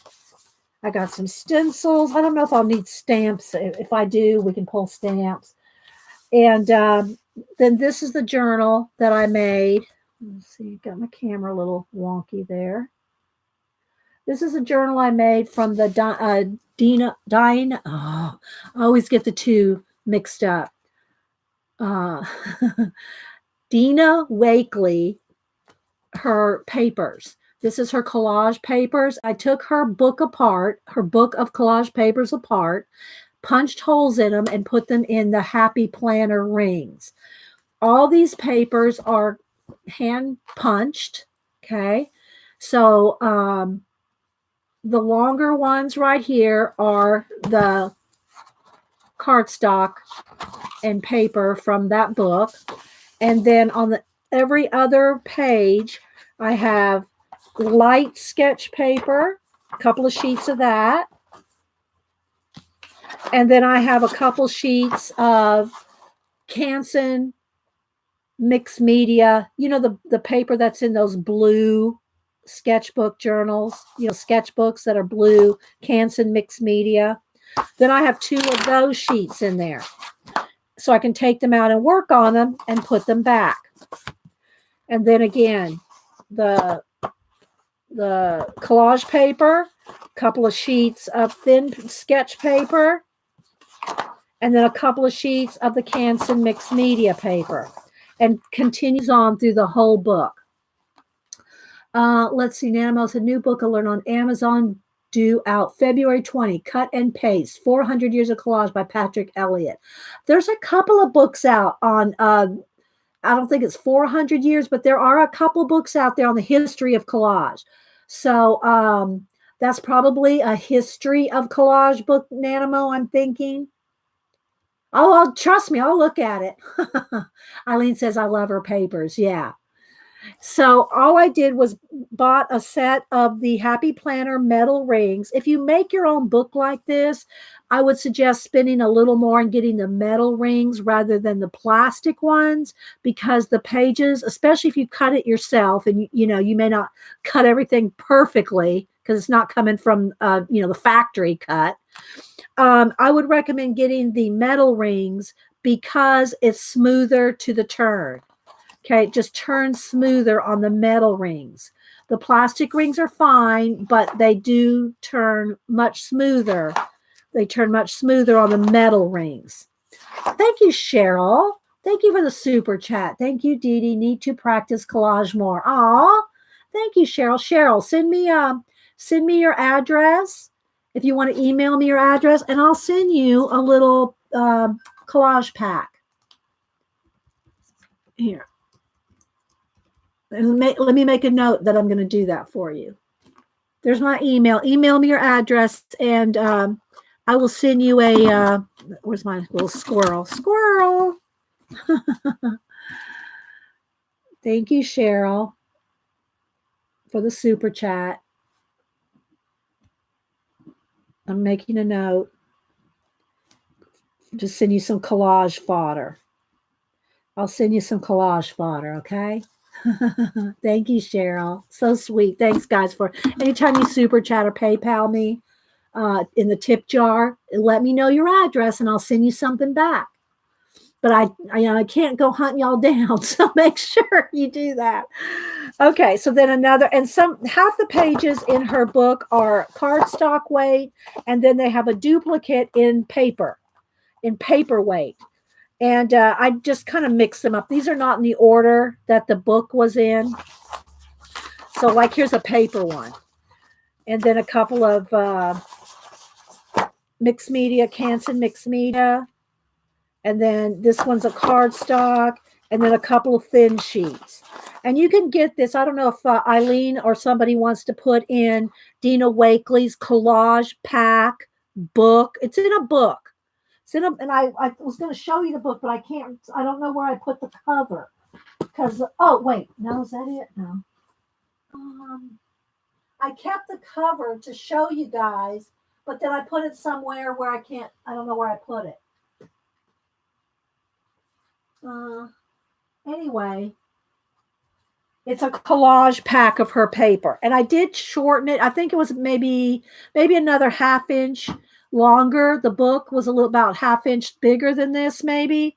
And I had to cut it down on the bottom because I wanted it to fit nicely in the 9 rings. So I did cut it down a little bit. So again, I just alternated between some sketch paper, one of her collage papers, and a couple of sheets of the mixed media. And then I just repeated that through the whole thing. So the whole book is that. Every other page is either a sketchbook paper, mixed media paper, or her collage paper. So I just thought this would be like inspiration. Anytime you start a blank journal, you think, I don't know what to start with. I mean, I don't ever really say that, but if you're starting new, Oh, you need to. No, I don't need your email. I don't need your email, Gaga Toots. I need your snail mail if you want me to send you things. Okay, I have to have your mail. I mean, and no, I do not share your addresses with anybody, not even with the other mods. And I say that all the time, just so you know. I don't put you on an email list. I don't do any of that. If I need to email you, I'll just email you personally and ask you something. But you're not on any list or anything like that. But if you want me to send you something back, then I have to know where to send it. So anyway, you can see there's just all kinds of cool papers. And like I said, half the book is cardstock, and then they duplicate it over with paper. So, all right. So that's the book that I thought I would turn this into an art journal type painty collage. Not, and this is different than my this kind of journal. An art journal of this type is different than my reverse collage. Okay. My reverse collage, I usually do art cards, posters in my abandoned books. That's the kind of stuff that I do in let me pull one just to show this kind of collage.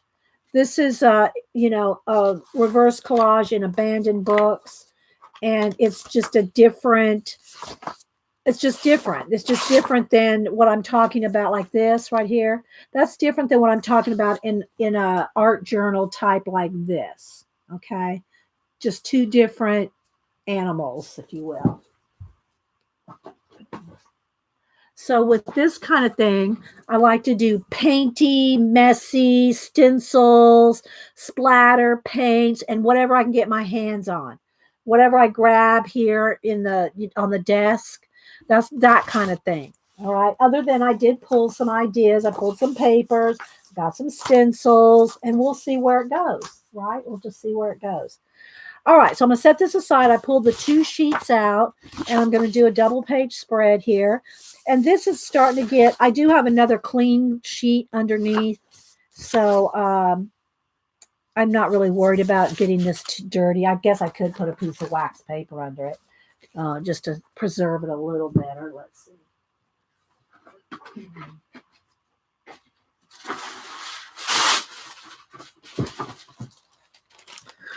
And do some messy journaling, which Eileen loves. Eileen loves messy. We have to tease Eileen. So let's zoom in a little. And let's see. Right now, I think the lighting is pretty good for that. You like the flamingo paper? I know. Yeah, where we it's kind of it's like we are a clown free zone, Joe. We tease Eileen with flamingos, but we really are a flamingo free zone. Okay, let me move this ruler out of my way. Let's move the scissors for now. Got to make some space here. Because really, guys, this that you see is really, when I'm zoomed out, is about the space that I have to work in. Everything else is just, that's about the space I have. All right. So, I picked this 50 stuff out. So if we're going to do, and let me just, because this is distracting me, the purple, I'm not going to use the purple, but I don't really want to fully cut these out yet until I, what do you call it? Either marker them or paint them or do a wash over them. And I don't want the little medallions on there. I just want the feathers. So I'm just going to move this off. I don't know. I think I might keep just this one little scrap here of yellow. But this is all too, I got so much collage stuff that, something like this, I can't keep everything. But I will keep that. All right, so I think we're going to start out, and I did get this Vicky Bouton, or is it Bouton or Bouton? Eileen, do you know? I got this at Tuesday morning, when I did, and again, I did do a Tuesday morning haul video. It's the one right before this one, so if you didn't watch it, it's just a 30-minute recorded video, not live. It was Memorex. Anyway, so I got this paint scraper, And I wanted to just to test it out and see what kind of different marks it would make, right? So I got that. Now what's going on with Devin Rex? I keep seeing people go, "Oh no, Devin! Oh no!" Yeah, flamingo free zone, Eileen. You want to see how this works? Okay, so I do too. So there's a couple different things we could do. I wanted to show up. So I think I'm going to start with, let's pick the colors that I'm going to want to use here. I think I'm going to want, it's more, it needs to be a little more teal. I might have to mix or add some white because I think it's more this color, but I don't want it necessarily that dark. So we're going to go with that, with some white. And I just use acrylic craft paint. Let's see, some pink. I mean, what is it? Eileen calls it, what do you call it? Pissy pink. That's what Eileen calls it. Some light pink and maybe a little darker pink. Those two pinks. And this is a Craft Smart. I didn't even remember having this one. A Craft Smart. And this is a folk art. But those, I usually use Americana, Deco Art Americana. But, you know, these are going to work. And so I'm going to mix these two to get that teal. These colors for the pink. And we'll see what happens. So I thought we would do maybe, do I want to start with teal? What should I start with, Eileen? Do you want to start with a pink background or a teal background? We'll get Eileen involved in this. And then I might try to make, because these match, I might try to make a paper clip with these that I got at Tuesday morning as well. So we'll leave that handy. See how much time we have. Okay, she wants the pink. All right, so I'm going to start with the pink.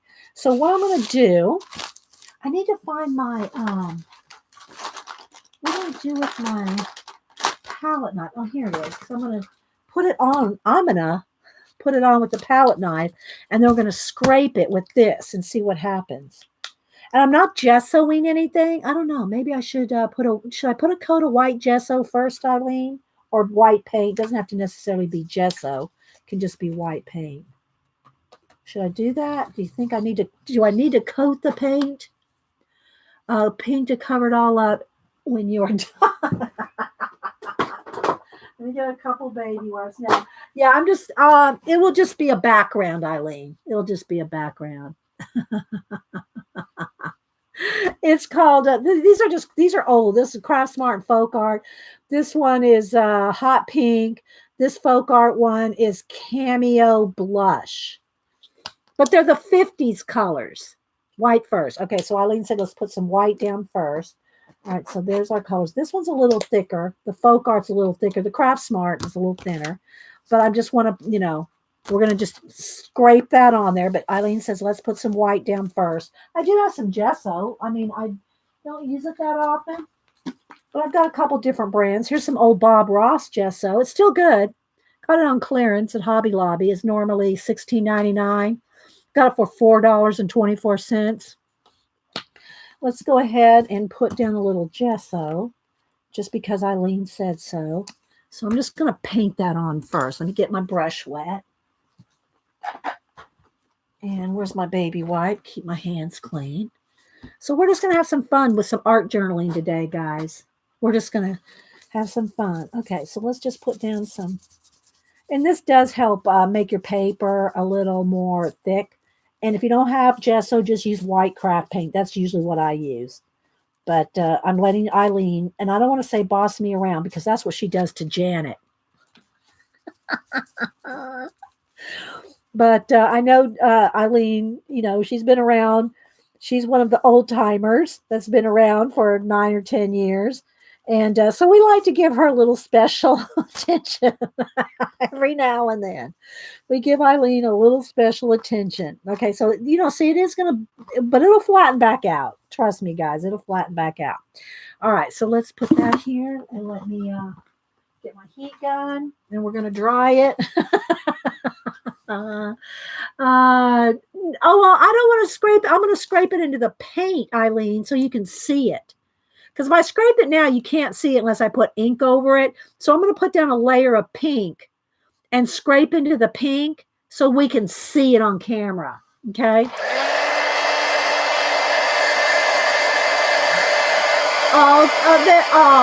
So Faithful Mess said, thank you so much, everyone, for donating. She's crying. She said, God bless you. Please DM me your address if you want the reward, or just let me know if you want to gift it to someone else. So if y'all missed it, and I think it's still going on, Faithful Mess is doing like a little funding, helping with one of her mods. And so if you want to know about it, go look at Faithful Mess's last video, or maybe the video before, Faithful can say, or message Faithful Mess and ask her what's going on. So if you want to help one of her mods, and she is sending out a card, like a little washi tape card, to anyone that helps with that funding. So get with Faithful Mess if you want to help her mod.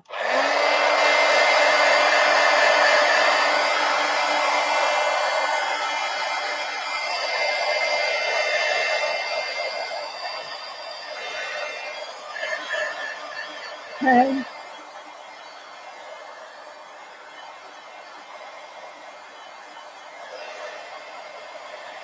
Faithful Mess, do you have a PayPal? Do you have a PayPal tip jar that people could send you PayPal tip jar and just designate it for your mod? Is that an option? I'll wait and see what she says. Is that an option? Can people just PayPal you in your tip jar?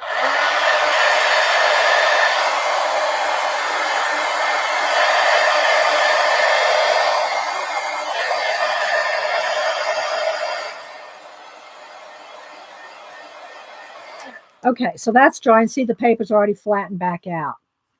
I'm waiting to see her answer. Take a sip of juice. Yeah, we don't. This is a clown-free zone because I carry love, and some others really freak out on clowns, and Eileen freaks out on flamingos. Just saying. Okay. So Morticia's PayPal is the first link on the last video. Direct it to her. Okay. So there you go, guys. If you want to help Faithful Mess's mod, Morticia, the PayPal is the first link on her last video. Okay. Okay. Thanks, Faithful. All right. So now I'm going to just mix, like, just with both colors. I just want to put a coat, like just some. Well, let's see. No, I probably want to put a fuller coat on there because I want the, let's see. Let's put it on a little, maybe I'll put it on with the brush. Put it on a little heavier, and I'll just mix both colors. Because what I want to do is run, now you got to do this while it's wet. I want to run the scraper through it and see what kind of things we get here. Look at that. Very cool. That was quick too, boy. That was some quick lines, wasn't it? All right, so let me clean that off. Now let's go ahead and do the other side. I'm just putting it on. I'm putting it on really thick, guys. I know you probably can't see that, so that the scraping will show up. All right, let's try the smaller one. Look at that. It's like a marbleizing. Kind of cool, right? I know, right? So it's just one of these little paint scrapers. All right, so now here, let me qualify this by saying it is thick on there. Okay. Now here's the one thing about using thicker paint in your art journaling. You cannot now then go and write on top of this smoothly. It's going to be lumpy. So if you're going to want to do any kind of words, journaling, you're going to want to do that separately, cut it out, and glue it on. You're not going to be able to write on this. I mean, you can scribble on it and do some, play on it, pen work, or, use your, pencil or something like that. But to write words and journal or quote, you're not going to be able to write on this because it's thick. It's textured now. Okay, just FYI. So we're just doing some testing and playing.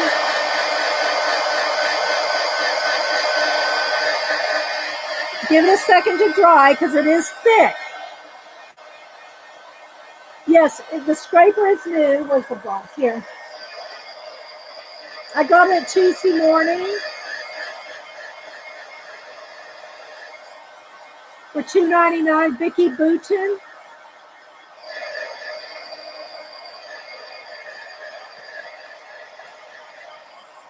And the same thing now when I go to use stencils. I don't know how well the stenciling is going to work on top of this texture. But I wanted to play with that texture. Now I bet I could take, let me finish drawing before I talk.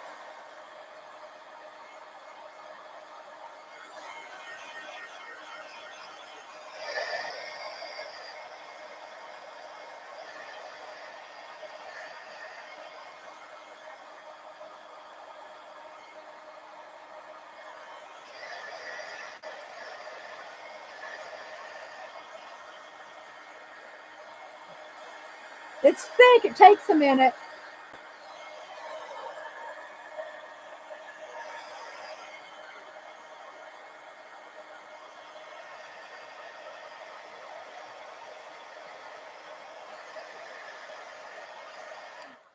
I wonder if I could take an ink pad and go lightly over the top, Eileen, and pick up those wavy lines.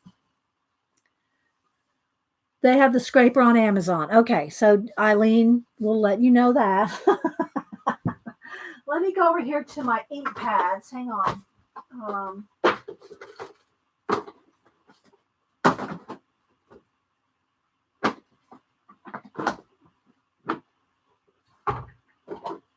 don't know, which one should I try? Maybe, so this is the color I kind of want. Some archival, so it should be more waterproof. Now, I can still see some of this is still wet, so it's really thick. Yeah, so I really need to let that dry. Let me dry a little more, guys. And if you like us doing art journal pages, make sure and let me know. I mean, you can leave a comment in the chat if you're watching the recording. Let me know if you like this kind of thing, because we do a little everything, but I try to do things people enjoy as long as I enjoy it too. But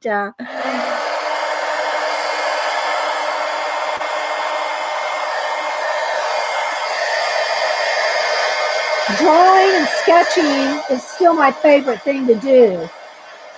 But I like doing all different kinds of things on the videos.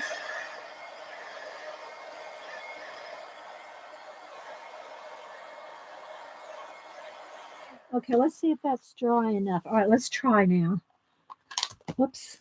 Oh, look what I just did. Okay, I got it all over myself here. Or not me, but well, that is definitely permanent because I just put some on the desk. Okay, so let's see. It's very bright, though. I'm probably going to have to, this is going to be too bright, I think, Eileen. It might be too, see, look, it's going to be too dark, guys. It does work, but it's too dark for the project. It's going to be too dark for the project. Let's see if I can kind of, I don't want that dark teal, and I don't have a light. I don't think I have that color of teal. So we're going to have to forego that ink, this particular one. Let me look and see if I have a lighter one. I don't think I do. Oh, wait, maybe I do. Let's see what color this is. All right, so here's a Ranger Archival ink teal color. Let's see. Let's see if that's any better. Yeah, that's better. So I want that light color, not the darker. And I could also do some of the edges, I think. I don't know. So you just give it a little oomph. I'm picking up the wet paint. Look. See, it's not quite dry. All right. That's real wet up there. So let me just stick to down here. I just want to see how it picked up. the texture, and it does pick it up. But that is still wet. Can y'all see that? It's so thick, it's still wet up there. So if I run my pad over that, it's just going to smear. But there you go. That's kind of cool, right? All right. Now, it's too dark, though, so it's going to have to be, oh, faithfulness.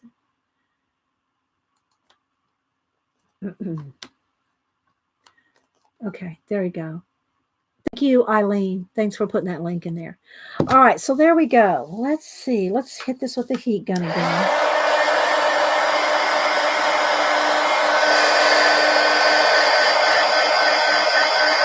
So this is just to kind of, I wanted to make sure and test that texture. But I think what I'm going to do is I'm going to leave this, and maybe I'll swap back and forth. I'm going to turn these over now because I want to do the paper thing too. So let's do two. Let's do 4 pages at once. How about that? We'll work on 4 different pages at once. Okay, so what I want to do is I want to use some of these papers.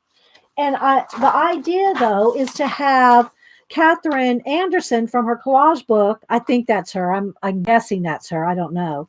But have her like walk. Now I'm going to want to tear this because I don't want any cut edges. But have her like walking through the door back into the 50s.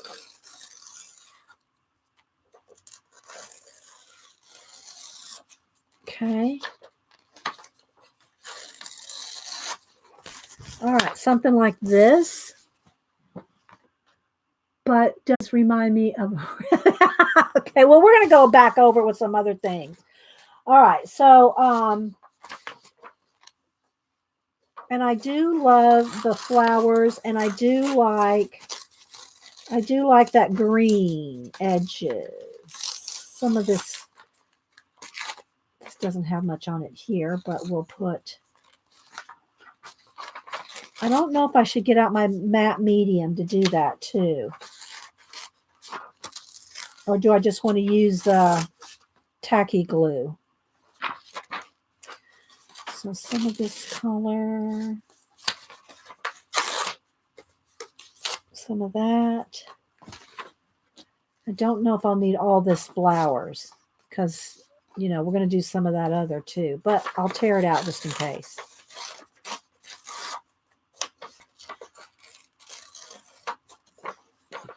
My staining camera. All right. And I think I'll just tear this right down the middle. So it'll have 2 halves. So if I want to do any borders, tops, bottoms, something like this, something like this, something like that. These can go over here. Some of that green in there. Something like this. So just lay it out. What's the difference between matte, medium, and tacky glue? Oh, a lot of difference, Nana Mo. A lot of difference. Matte tacky glue is just, it's almost like a thicker school glue. Okay, it's like a thicker school glue. It's excellent. Don't get me wrong for what it is. But matte medium is, it's like a clear acrylic paint. It's like clear acrylic paint. And it's matte, obviously. So if you go over anything, like these flowers, see, they're not shiny, but if they were shiny, you could go over it with matte medium and it would be matte flat, non-shiny. Okay. The good thing about, and that is my glue of choice, is matte medium. The thing about matte medium is you can put a layer over the top and then take a card and scrape it down and get out any wrinkles, any bubbles. It'll be flat. And that makes also your paper coated so that it's easier to do other things on top of. Hi, Colleen. You missed a lot, Colleen. And so, and again, I already said, talk to that Colleen and Kathy Berg are both my new mods. They do a channel together or do a stream together. On Tuesday mornings at 10:30 and at Friday mornings at 10 or 10:30. So follow the Scrap Chick, who is Colleen, and Kathy Berg, and they always stream together. One on one, which is which? Which one's on Monday and which, Tuesday, and which one's on Friday, Colleen? Okay. Oh, you stay up to 3 a.m.? Did you stream till 3 a.m.? Were you and Kathy streaming, or what were you doing? None of my business. That's none of my business what you're doing.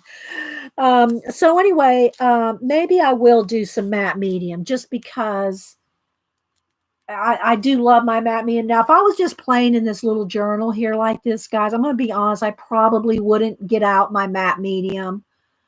I would just probably just glue things down. Let's just do that. Let's not get out the matte medium because that's what I would be doing anyway in this particular journal. Oh, you cleaned up your art mess? Okay, so Tuesday is Kathy, Friday is Colleen. So make sure and follow both of them.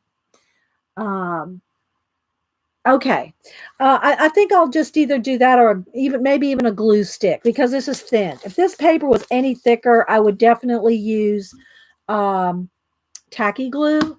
But because this is thin on thin paper, I'm just going to use a glue stick. Now, the thing about using a glue stick is you want to have some kind of paper off to the side where you can glue it down. Oh, but wait, I'm not ready for that yet. Okay, so I want to look at my other cut aparts here. So I'm thinking, we'll see how this is going to fit, how I want to fit this in here. Maybe the door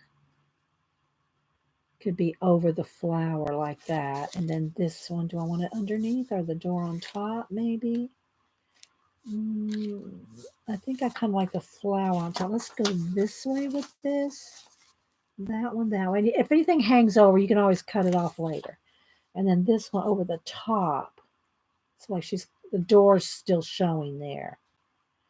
And what I want her to do, though, is look like she's walking into the 50s.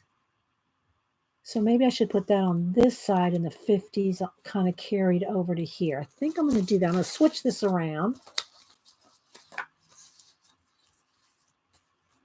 Yeah, we did books, Colleen. Be aware, Colleen. Clutch your pearls. We did books earlier. And again, guys, if you didn't watch my Tuesday morning haul video, then yeah, check that out too. Okay, so let's see here. A little bit of this teal paper just because we have it. And we're gonna blend everything in with paint. Okay. All right, so now I have to decide. I'm not gonna use, let me cut them out and then I'll tear the edges. It's just easier to get to them. I gotta decide which ones I want. Do I want a couple of cut out, something like this?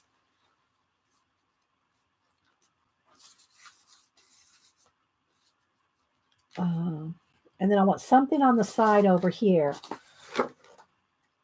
that lets you know it's 50. So I got both these papers here. I think I like this girl.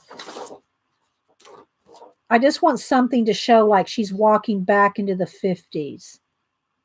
So let's go here. I was going to get it started. I'm going to try to tear. I'm going to fussy tear. If you tear your collage elements, tearing blends with paint better than cutting.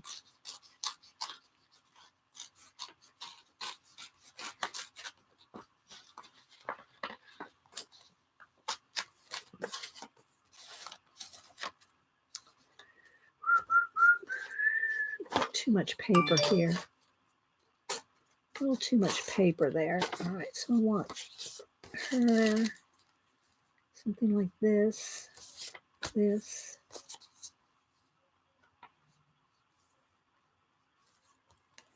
Something like that.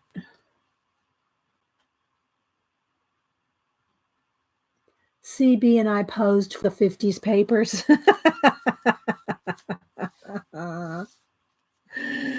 Oh my goodness, you girls. And then, something like this over here. And then, I don't know, I kind of like this too. Look at this.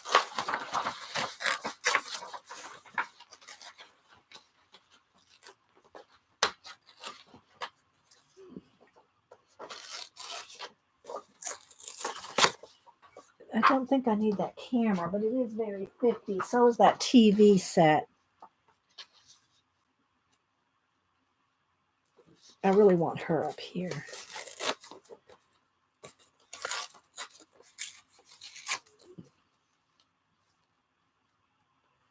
Something like this.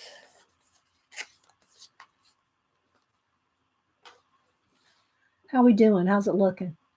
Let's see. Started my first altered page. Almost done. Need to add red paint for the water. It's fun. I love doing my altered books. This is just plain old art journaling here. This is not what Gail's saying. This is not really reverse collage, or it's kind of collagey. It's mixed media. It's mixed media, all art journaling. So like that. And then just here's this little piece of text. You can just throw some of this. I'm going to glue all this down. I'm going to glue it all down. I'm just going to use a glue stick. Like I said, here's some pink sunglasses. I don't know. Maybe that can go down in here.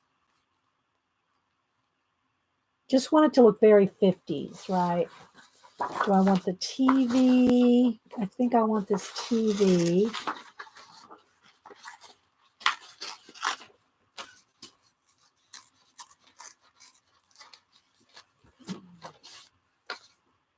I could go in there somewhere, something like that. I love this way of doing collage. You do, Colleen? Okay. Well, we used to do it more. All right. Now, I do like this. Look at this. This girl is saying, no, don't go.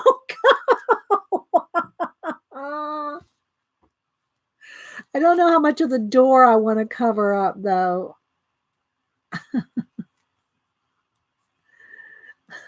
Look. That's perfect. Don't go. Don't go. All right, let's just tear a little bit more off the paper here so that more of the door shows,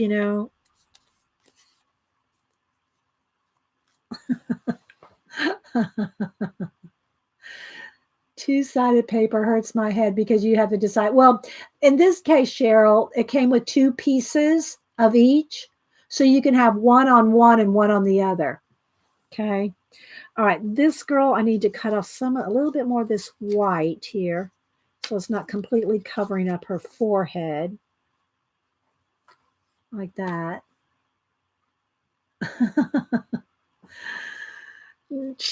I don't know. I think she's trying to go back to the 50s. And these girls are saying no. That's in my head. Yeah. Don't go back. Look at her face. Look. See, I'm thinking she's trying to go back. All right. Is that enough? Do I have enough on there? Do I have enough 50s references? I got the little phone, but I got the TV. I think that's good. Some of these little black and white images would be good, but I'm kind of feeling I'm going to have to paint in here, guys. So there's got to be some paint, some stenciling. I'm going to do some other things, and I never did use the feathers. We ran out of room. This is a smaller journal, so, it's not like my big Mama Jamba ones. All right, so I think what I'm going to do, see, I'm so used to just slapping on matte medium. Now I've got to do this kind of in layers. All right, so let's see if I can do this here.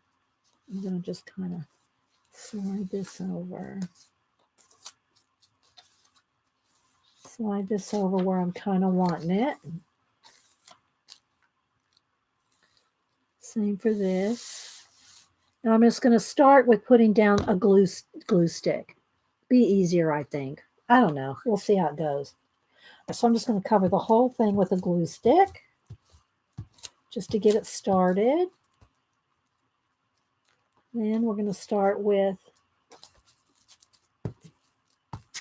and if you're afraid of forgetting where things are going to go, If you think you're going to forget where things go, then take a picture of it. Oh, I'm on a piece of wax paper, so it's slidey. Then take a picture of it. See, now it's sticky. That's what I like about matte medium. If I was using matte medium, I can hit it with the heat gun. I could hit the whole thing with the heat gun after and have the whole thing dry. So I don't know if I'm going to like this. We'll see.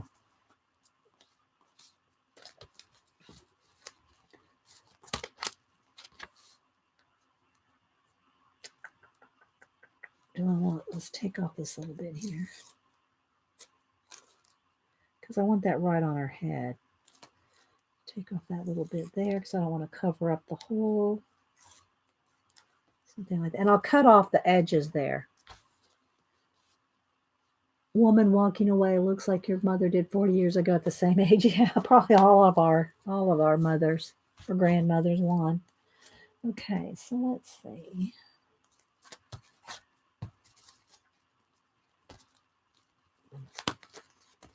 Yeah, normally I think I would probably, I don't know, I might have done this. I'm just trying to imagine doing it without you guys here and not having to rush.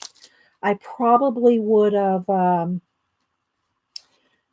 used the tacky glue because then it wouldn't get on top. See, now there's glue on top here, but I'll just kind of go over it with a baby wipe and see what we can do.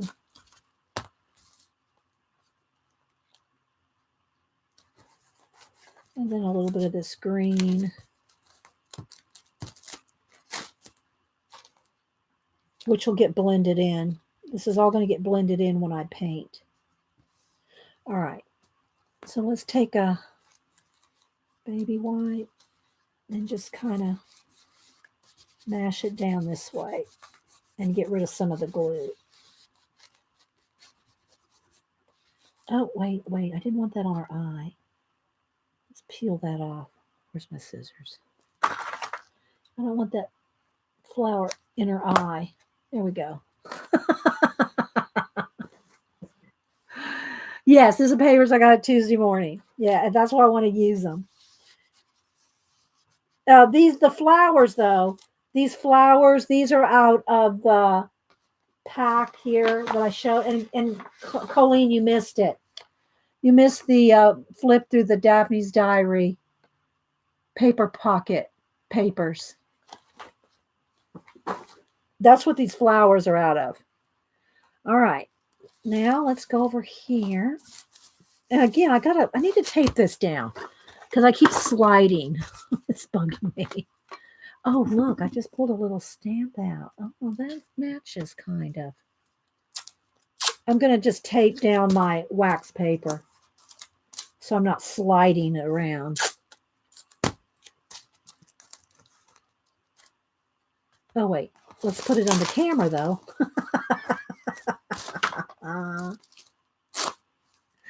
Let's put it under the camera. Let's get the pages up under here.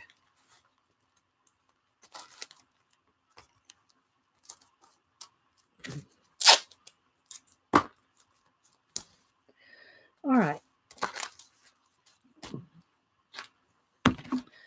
All right, let's see now.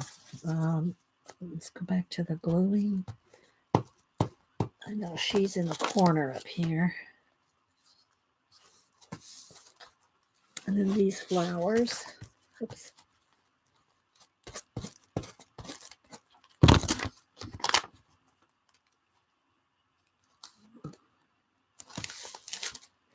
And then Catherine. I'm assuming this is Catherine. I could be wrong. Catherine Anderson's. This is from her collage book, and I'm just guessing this is her. Might not be. So let's see. I'll tear a little of that extra paper off right there.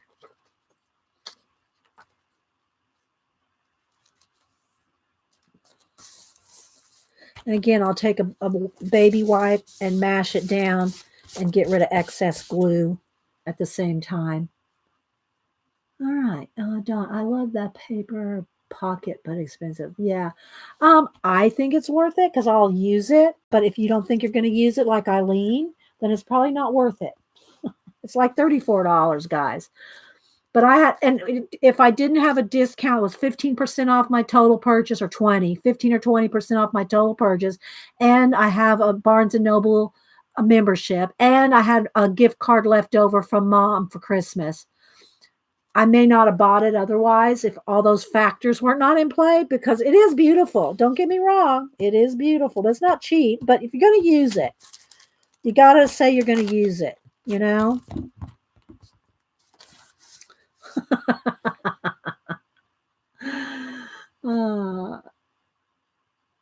Yeah, you wouldn't be hopping into the past. Yeah. I wouldn't mind seeing the past, but not living in it. Not like actually letting anybody else know I was there. You know what I mean? But I read a lot of science fiction, and I really do enjoy the stories and time travel. Time travel and science fiction were some of my first loves in reading. That and James Bond and spy novels when I was a kid. Read them all in paperbacks. You talked you into getting okay, Donna. I showed it. If you weren't here earlier, I did do a flip through it so you could see it. So yeah. Peeking indeed. Yeah. Okay, so we'll see how well I glued all this down. But again, I'm going to throw paint on top and kind of blend paint in, and some stenciling and some other things. So we'll see. So let's just kind of make sure I've got it glued wherever I can glue it down. Oh, and so anyway, here's I built that little box here out of the paper, out of that Daphne's Diary paper pack. This was in there. I just built that a little while ago. Anyway, here's my postage stamps that I play with in my. I'm just looking for the colors, but I like this guy just because he's a guy, you know, just to have a guy in the 50s. And it's that kind of tealy color. Let's see what else we got here. I'm going by color here. And you can get these packs. You can get packs of stamps like this, canceled postage stamps. I get them at Hobby Lobby. They come in a bag. When I bought these, I think there was $6.99 for the States and $6.99 for a pack of international. And they're all just you don't ever know what you're going to get, but they're just fun to use in collage. And they're in just bags of stamps, right? And again, I'm looking. Oh, looky here. We got a pink and a teal. And those two. Okay, I'm going to stop there. So we're going to glue these guys down.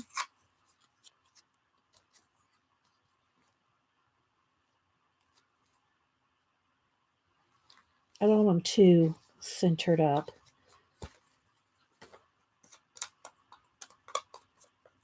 And then we're going to throw on some stenciling, some paint.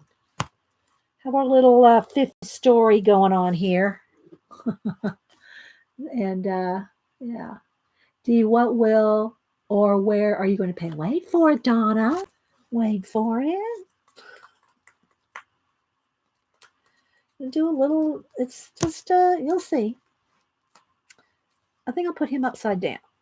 Okay.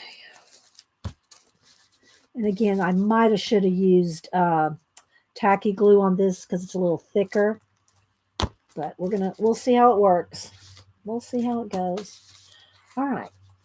Now, and if you weren't here a little while ago, we tested out this scrapey, this Vicky Bouton scraping tool, but it's textured, so things aren't going to glue down flat. So I said, well, let's do the back side, and then we might go back over here and do something else on this side. All right, so now I'm going to take my scissors and trim off. I'll turn it over so you can see. When you turn it over, you can see exactly where you need to trim if anything's hanging over the edge, right? And again, if you missed it, Colleen, I made this journal, Colleen. I made a new journal. Where'd I put it? Clutch your pearls. Clutch your pearls, Colleen. I made a new journal. I made it out of the Dina Wakley delusion. I mean, not delusions. Collage pack. The hubster's home from playing. he must be coming home for lunch before he goes out to play again. Anyway, so I've made this journal, which is a combination of her collage paper, and in between each one is either mixed media, Canson mixed media paper, or sketch paper. Colleen's buying every scraper she finds. Okay. All right, so let's trim this one off. All right, so there we go. See here, look, see that right there? See, that's not glued down. This is why I like matte medium. Although matte medium is expensive, I'm not going to lie. There were times on this channel, if you remember, where my what do you call it? Only enabling of the month would be another jar of golden matte medium, because that's, if I had to have one supply other than acrylic paints, but other than that, let me clean this brush off before it crusts over. Matte medium, golden matte medium, and my heat gun. I have to have that. My golden matte medium, heat gun, and some kind of paint. Let me clean this brush. I don't want it to crust over. All right, so, and I am trying to kind of keep this down with some tape, this wax paper, just so I don't make a big mess on my desk. There we go. All right, and it just slides. It slides around. Okay, so let's see here now. I love that book, Dee Dee. We'll have to go back and see that better. Yeah, Vonnie. And hi, by the way. All right, so let's see. Oh, let me make another. I just thought of something else here.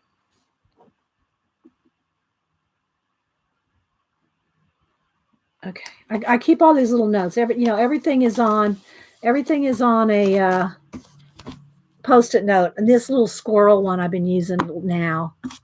Okay, all right, that goes in the wingnut book. Okay, all right, let's see. The flower is in her eye. I got it out of her eye. This one. See, look. See, there's places that aren't glued down, and that bugs me. But anyway, golden matte medium, because you put it down on a base, then you put it on the back of your piece, and then you put a layer of matte medium over the whole top. I got to do it, guys. I can't not. I'm sorry. I said I wasn't going to use my golden matte medium, but I can't help it. Let me get a brush, a glue brush. So I do have certain brushes that I keep in water. They're the only brushes I keep in water are my glue brushes. Let me get a little tray or something here. Put a little bit of golden matte medium. Put a plastic something over the lid so you don't glue the lid shut. Because if you don't, you will glue your lid shut. So I'm going to just pour out just a little much. Okay. Then you don't have to worry about keeping the edges of your jar clean and gluing it shut. All right. So let's just go ahead and just put a coat of matte medium over the whole thing. It's just my way. I'm just so used to doing it. And really, it should be on the back side too, but I can't not do it here. If I was sitting here by myself, I'd probably take the time to glue everything down well with a tacky glue and not a glue stick, because the glue stick's just not holding. I mean, it's gluing it down, but some of the thicker papers want to curl up on the edges. So, but if I was sitting here by myself, I could take my time and just, put the glue on the back and wipe it down carefully with my finger. But, here I'm trying to kind of get as much done as I can. All right, so now I've got a coat of matte medium over things, so I'll just take a card. Just take a card and scrape it all down. Now, there still could be some wrinkles in it because I didn't put it on the back. You have to put it on the back and on the base. Put it on the back of each individual piece and over the top. I'm talking about the matte medium. What was that? Piece of plastic? Where'd that come from? Anyway. But this will work. Okay, so now it's flattened out. All right, so there we go. All right, now I'm done with the matte medium. I'm going to throw this brush back in the water. Again, it's the only brushes I keep in water. About 10 of them. What I do is when the acrylic paint brushes get old or worn out, then I use them for glue brushes. Okay. All right, we're crooked here. All right, let's dry this.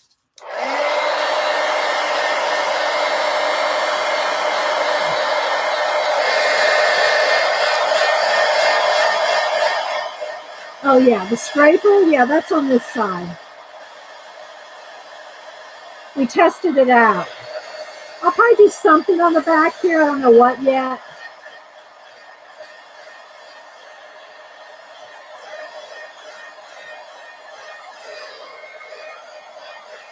So I'm just drying the matte medium. Another benefit of using the matte medium, hang on.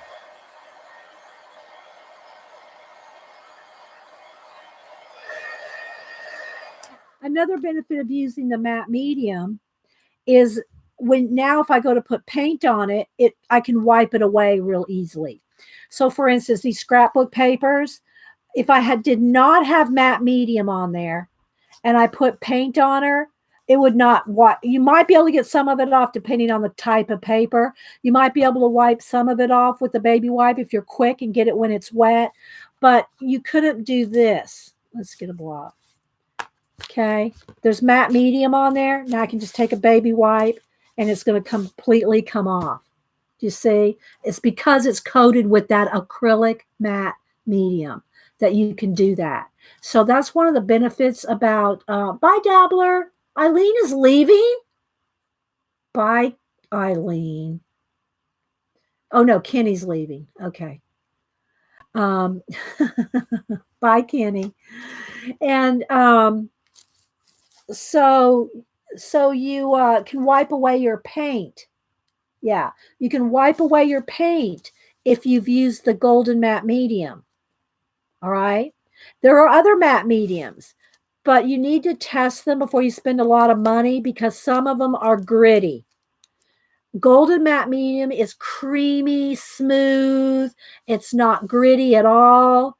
Some people like the gritty kind because they like that gritty texture. I do not like the gritty texture. So golden matte medium, but it's not cheap.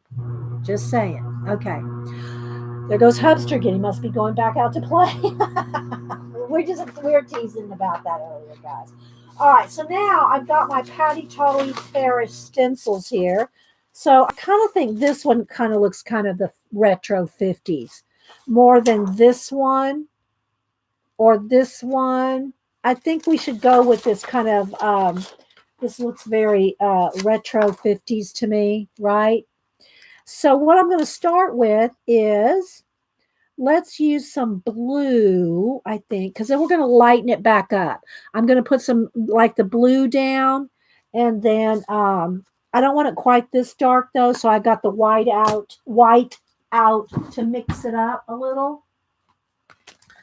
So it's a little bit lighter, but I like this teal color, but I might need a little more than that.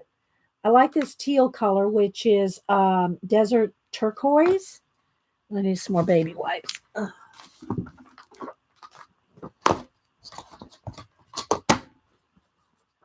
And then I'm going to mix some white in with it just to lighten that up. That may be too much, but we'll see. Now what I want to do is get a sponge. because I'm going to use a stencil, and so I need a dry sponge. So I have these makeup sponges, just these makeup wedges. Anytime you want to do stenciling, you want to make sure that your sponge is dry. Okay, if you get it wet, like if you clean it out and want to reuse it, if it's even damp, even a damp sponge can make it seep under the stencil. So you really want to have a dry sponge. Is Colleen asleep again? Well, if she didn't go to sleep till 3 a.m., she's probably napping, Eileen. Let her sleep. Soft kitty, warm kitty, little ball of fur. Okay, so I'm just going to mix it with the sponge just to get a light teal color. I'm not, it needs maybe, I guess it'll kind of bring out the stamp. It's a little more blue. It needs to really needs just a touch of green in it. It's not quite green enough. Let's see if I can make this the color I want. Let's add just a little hint of green in there. All right. Now I might have got a little too green, but I'm going to leave it. It's a little bit of the green, a little bit of the teal, a little bit of the white. I'm going to kind of leave it kind of marbleized. We'll see what happens. All right, so I want to use this stencil, and I'm going to find areas around the edges, and I'm just going to stencil. And again, you want to make sure your sponge is dry, and you're going to start making your page cohesive.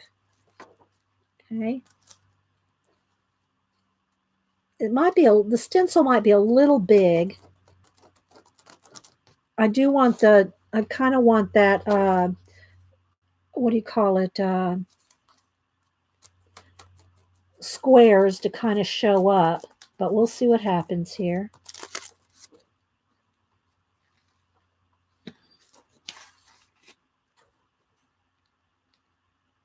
Trying to lay it down so I get some of the. So you're going to start tying everything together with the stencil. I'm going to start around by going around the edges. See, that woke her up. My singing will wake up anybody. Not in a good way. I'll put some of the stencil on the back side. We'll test it on the back side too with the same colors. So I'm just going around the edges. Or any place you think you might need more, just put it back down and kind of fill in.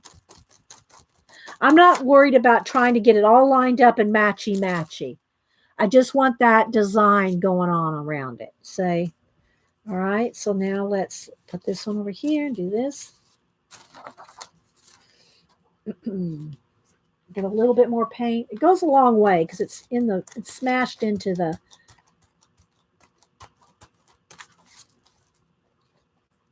But a stencil is a great way to tie things together, or stamping, either one, right, Eileen?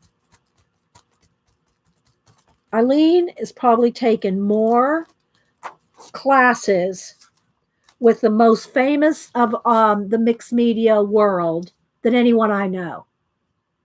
I don't think there's any mixed media artist that she hasn't met or taken a class with. I don't know. Is there anyone, Eileen, that you would like to take a class with that you haven't taken a class with yet? Eileen, is there anyone that you haven't been able to meet and take a class with? See, there's this little white spot there in the middle, so I'm just kind of putting a little bit there.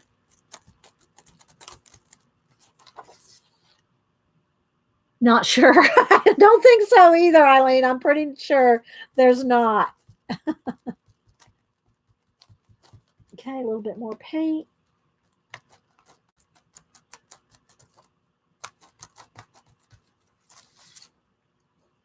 A little bit more down here. So anybody can do this, guys. It's not rocket science.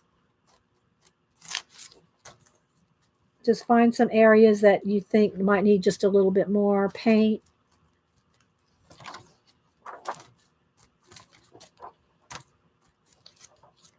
Okay, that looks pretty good. See how it tied everything together? Already? It's already tied everything together. Yeah. All right, now I'm going to just play on the back. So I'm going to turn this around and I'm going to do kind of the same thing. And let's just see, because there's texture on here now, this is bumpy, right? This is I use that texture tool. Whoops. I use that texture tool to make these waves in here. So let's just see what happens here. So I think I'm just going to put the whole stencil down because it will fit, I think. No, not quite. So we'll have to do it twice. Let's do some over here. All right, so we'll have to do a couple times because I do want it edge to edge. Okay, so now I'm going to do, and I'm going to do it random. I don't want to cover up all the pink, and I want it kind of just random. So I'm just picking up. The paint's starting to get a little dry, a little sticky dry. And you want to hold your stencil down well because otherwise it'll smear. Okay. Let's go over here. Let's go up here first.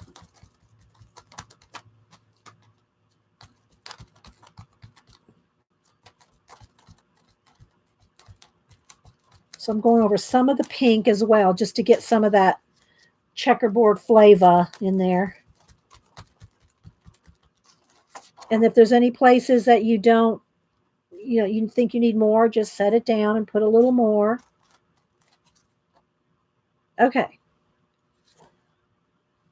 So we've already gone from this to that. See how it just tied everything together with just one application of a stencil? All right. Do I need a little more? I think I might have just enough paint to do this side. And I know I'm terrible. I don't clean my stencils very much. I mean, if it's handy enough to do it, I'll rinse them off. But otherwise, I just think that paint, now it depends on what you're using. Paint will dry, acrylic paint will dry on your stencils. Don't do this with your stamps, though, because you'll ruin your stamps. You have to clean your stamps. But if you use just acrylic paint and not ink or some kind of something that will move again the next time you use it, like an ink or if you use something that'll move the next time, then you're going to get a bunch of different colors the next time you use it. But acrylic paint does, once it's dried, it's dry. It's not going to go anywhere. Okay, maybe some crusty bits might come off, but you're just thickening up your stencil. You really should wash them, guys. You really should take care of them.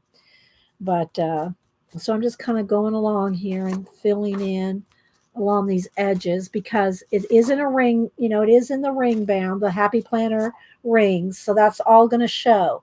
All that air is going to show. All right, so I've got just enough paint here, I think, to do a little bit right here in the middle.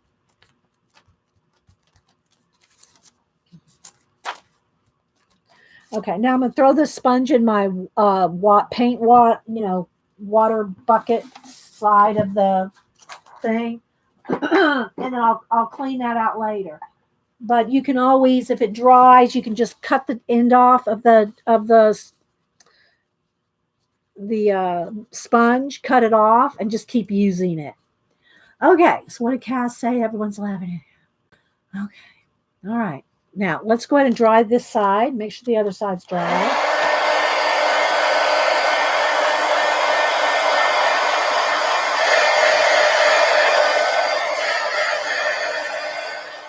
I didn't put any imagery on this side yet.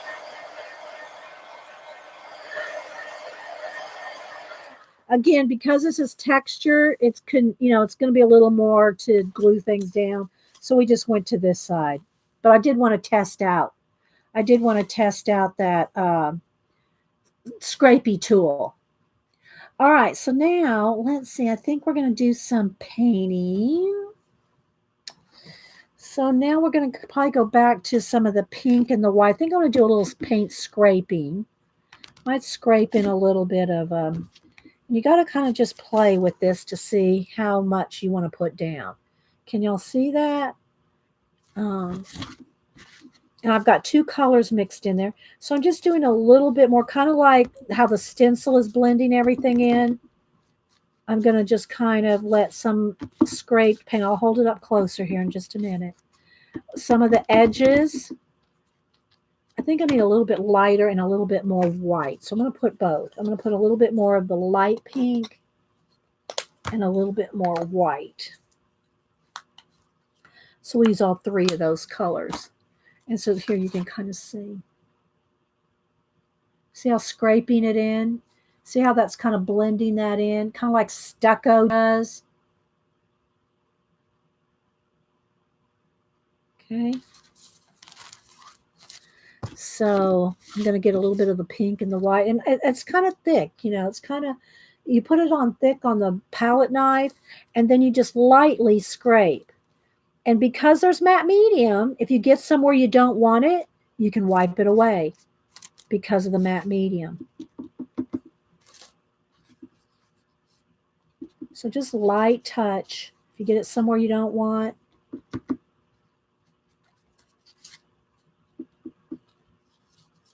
a little bit lighter. And I'm just kind of tapping in and kind of just blending in. So whoever it was asking, "What? How are you going to paint?" This is how I'm painting on it. And again, if you get some too much where you don't want it, then just go in here and you can wipe it right off because you've got the matte medium. That's your benefit of the matte medium.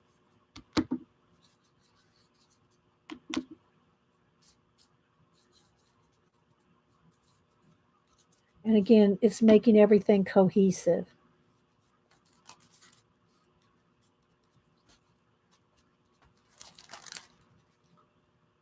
Did you get a silicone spatula at the dollar store? Yeah, I got one of these. I got a catalyst. I got one of these. But for me, something about the plastic, a plastic palette knife, it's so flexible when you use it. It's so light and flexible. I just like the plastic palette knife. That's just me. I just like it. But yeah, you can use, the catalyst. You can use, and again, then if you get some areas that look too textury, take your baby wipe and you can kind of lightly, blend and feather. You can wipe away. You can, blend in some more. You can move that paint when it's wet, or you can pick up a little more and put it on the edges. You can, just do a lot of painting with either your palette knife or a baby wipe. And again, this is one of the reasons I love, what do you call it? Matte medium. Is because you can manipulate the paint on it.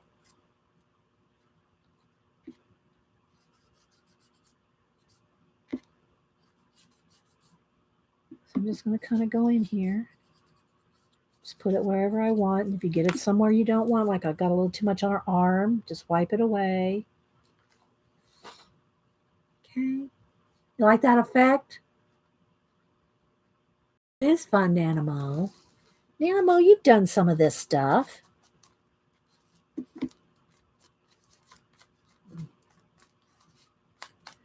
Okay, so again, like if I put some heavier pink up here at the top, I can take my baby wipe and kind of blend in some more. So it depends on if you want it smoother, more. I like it more textury, but colors, just put it on there with your baby wipe wherever you think you might. And then I might just want some white. Now, when I do kind of mist or clouds, I smash the paint into the baby wipe. Let me dry this first because I want this to be kind of misty, but I don't want to smear all that pink. So let me dry this.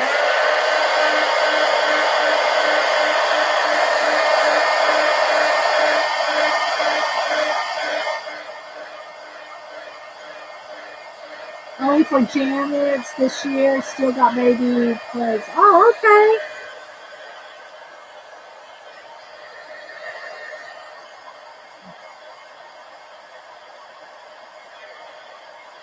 So again, don't forget, guys, Janet comes on at 1 Eastern. It's about an hour and a half from now. I'll probably play it for about 30 more minutes.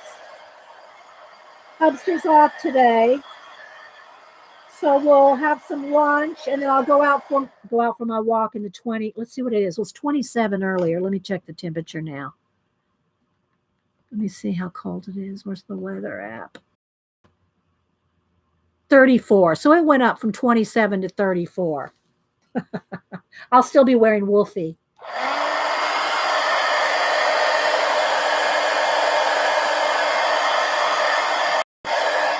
Okay, so now I'm going to mash in some white paint, and I'm going to make some like mist coming across her.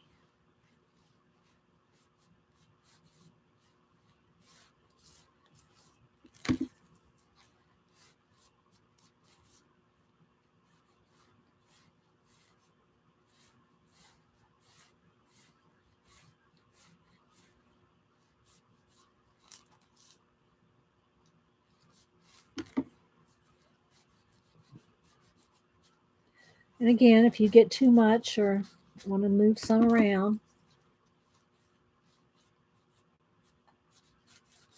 So she's stepping back, and this one's going, no, don't do it. We're going to do a little splatter. I don't think we'll do any drips, but we'll do some splattering. Okay, so now I'm going to go back over to this one and do the same thing with the pinks and the palette knife here.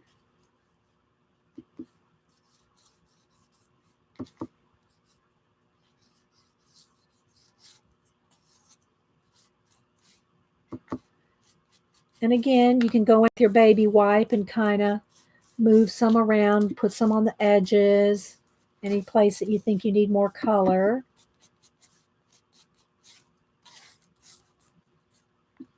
Or if you get too much texture.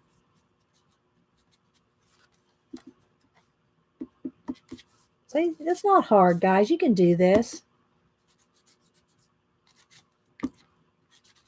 And just make it some kind of theme. Like this one's a 50s going back in time theme.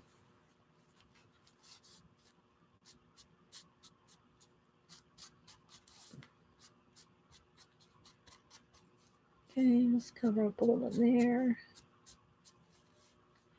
It's a little too white right there.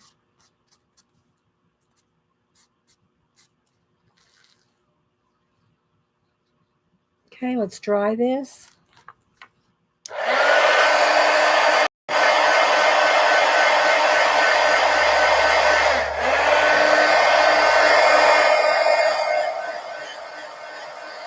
Yeah, Eileen, I don't do that. I know a lot of people like to save their baby wipes and use them in art journals. I don't need to store something else.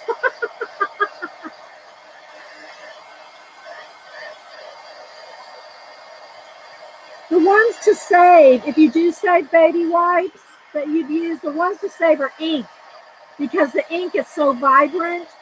Acrylic paint does, it's pretty on some, but it's not vibrant like ink.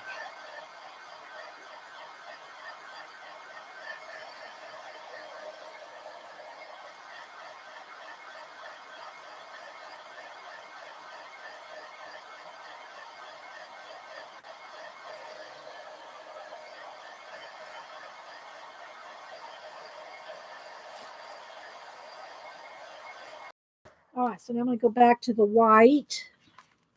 Now that that's dry, I'm going to go back over on here and just kind of maybe just soften it just a little bit of misty stuff. You don't have to do this. You can do whatever you want. You can do clouds. You can do more stenciling. It just kind of makes the whole page cohesive when you do things like this on there. Okay, so here's our double page like that. All right, so to me, it just needs some more contrast. Y'all know I like my contrast. So I don't know if I want black. Do I want, let's see. I want some stamping. Let me look at my stamps here.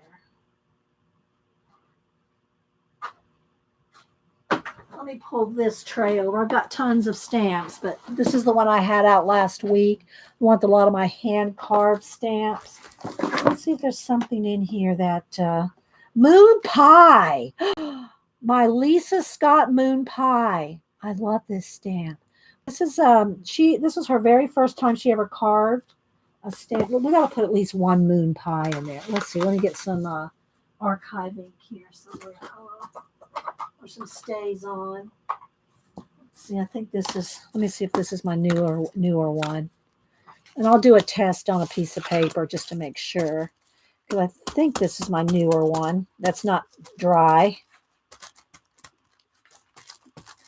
I'll do a test on a piece of paper here. Let's see. Yeah, that's good. All right. So let me show you. And it's always good to stamp your stamps a couple times, like to get them going, get them working for you. So I'm gonna, let's see here.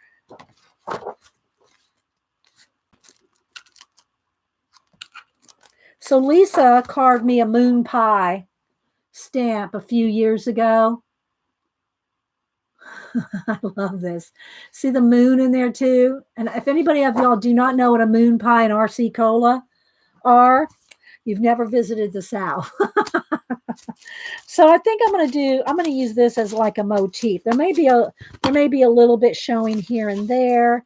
Like, let's see, let's do it sideways here.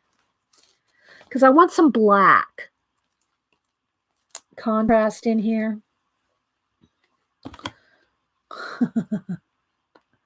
Is there anybody here that doesn't know what a moon pie is? I want to make sure it's nice and juicy. And I'm just going to kind of go around the edges a little bit, just to get a little bit of black on here. You don't know what a moon pie is? For a while, it was like a joke around here. We all would buy moon pie. I think that Julie Topaz bought me not a case, being, a pack of like 12. I think Julie Topaz sent me a case of moon pies because Hubster loves moon pie. He doesn't have it with the RC Cola, but so let's go here. I just want a little bit on the edge, maybe. I'm just trying to get some black on here, like around the edges. I love me some moon pie stamp. I still have the moon pie journal. Okay, yeah. Julie, I forgot. With the packaging, the carton, the case, the cardboard case of the moon pie, I made a journal out of it.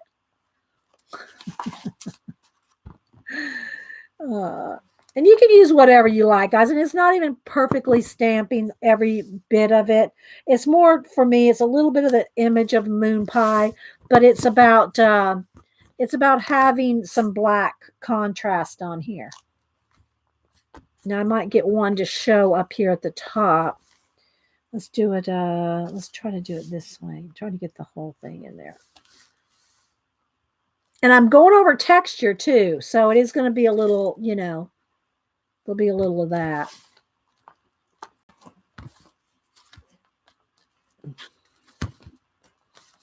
Something like this.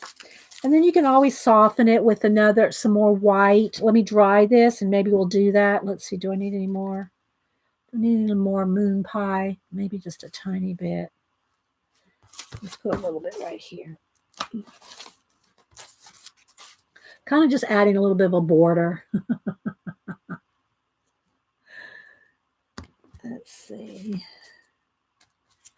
Okay, I think that's enough. All right, so I'm just going to, it stays on. It's not going to clean. All right, so I'm going to put that away. Let's see, what else do we want in here? Do I want some other kind of dots, tabs, or squares, or do I want anything else? Because it's a circle there, maybe. Where's my little, I have a circle in here. I have some little diamonds, too. Maybe the diamonds. Let's see. I'm just playing now, guys.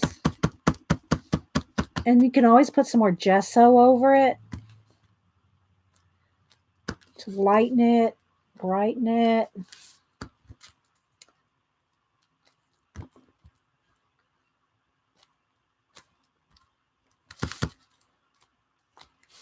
Could do drips, splatters.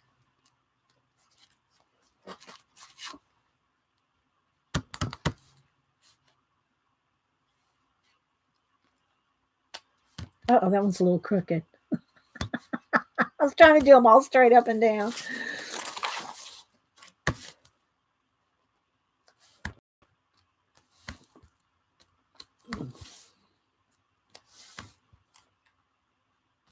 It's just fun to have messy pages like this, I think. I don't know. Some people don't like messy.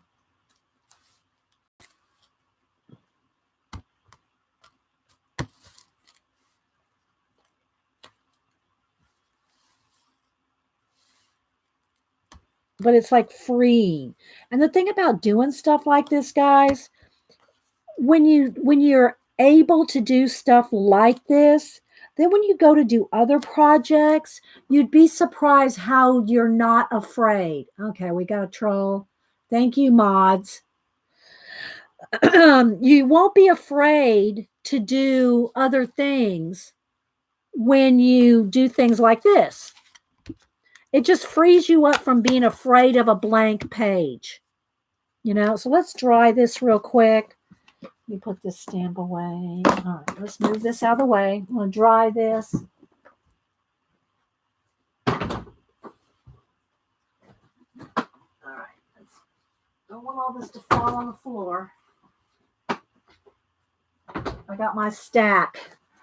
All right, let's dry.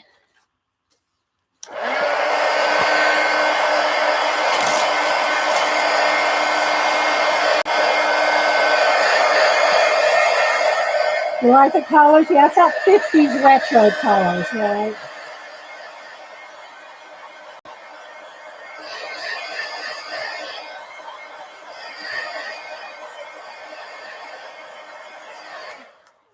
And, you know, if you have stickers and other kind of things you want to add to it, I'm not going to add anything else to it, just because I just kind of like it this way. But, you know, then again, we just did some texture on the back here. You could do more stamping or more. Let's do some white. Let's do some more.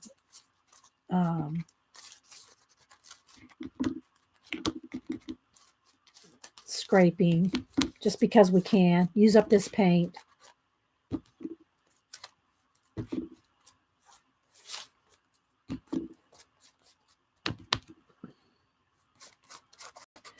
And again, when you do stuff like this, then when you go to do something, a finished piece that you want to work on or whatever the project may be, you're not going to be afraid of the page because you've just done messy stuff like this. And it frees you up. You don't think it's just kind of like mind mapping. You know, when you do mind mapping and that, you know, it just frees you up and makes you think outside the box. And people that have never done it, you know, don't understand what does that do? Same thing like this, you know, well, what good is that going to do? Well, you do it a few times and you'll see. It's like I said, like mind mapping. If you've never done mind mapping, you don't get it. You can't understand how that's going to do anything. But once you've done it and you go, oh my gosh, I see so many new things. My imagination, I see so many new things. And you wouldn't have done it if you wouldn't have tried it. But, you know, then there's people go, nah, I don't want to do that, nah. And you go, okay, nobody's making you do it, you know, and yeah. Don't email me. All right. So, you know, this kind of looks like marble papers. This reminds me of the marble inside of book pages, you know, of old books.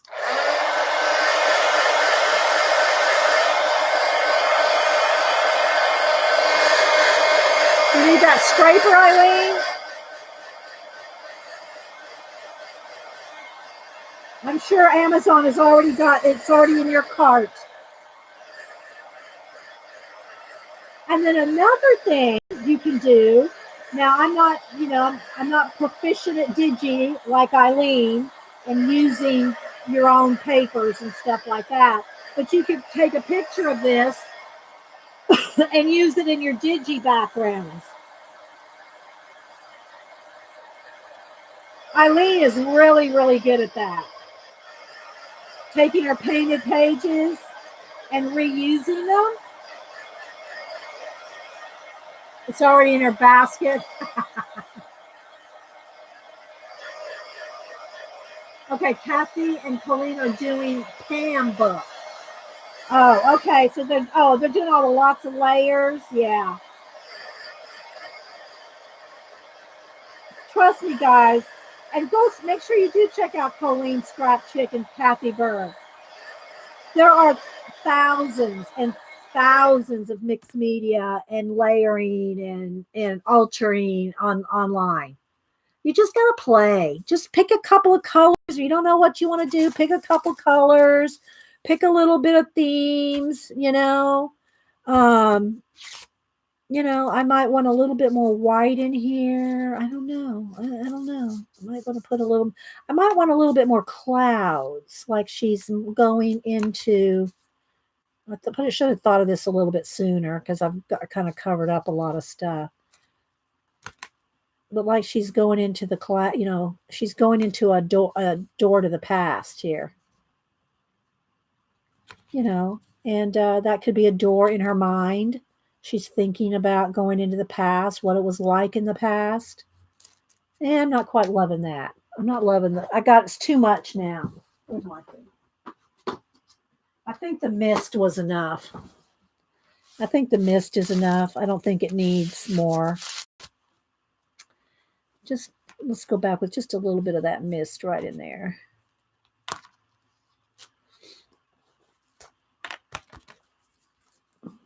Just a little mist coming across her there. Not too much because I don't want to lose her body going in there.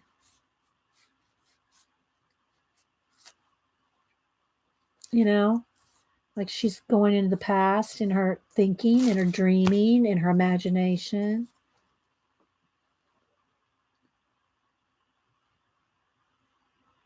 Oh, I don't know who you.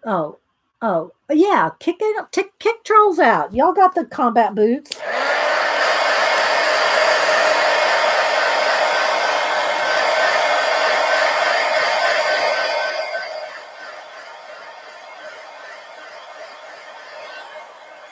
Now we could also. What do you think, Eileen? Do we need a board? Do we need to ink the edges? Do we need to ink the edges in black? I say ink. I'll probably use paint. But do we need to border the edges in a black paint? Do we need a border? We could do a border. I'm waiting on Eileen here.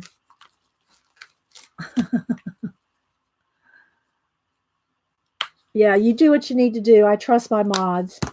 Okay, so should we? Yes, yes, of course. Nana says so. Okay, so yeah, we could do a little. So what I'll do is I'll just pick some up with my finger here. You could put it on a baby wipe too, but I like to be able to kind of control the edges here, and you can do it easier with your finger, I think. I don't always like borders, but sometimes just to show you that there's options, I don't know. Do we need any drips? Do we need drips, Eileen? Do we need to put some drips on just to show drips? We could do that. Maybe we should because we need to show how to do a drippage. Do we need to show how to do drippage?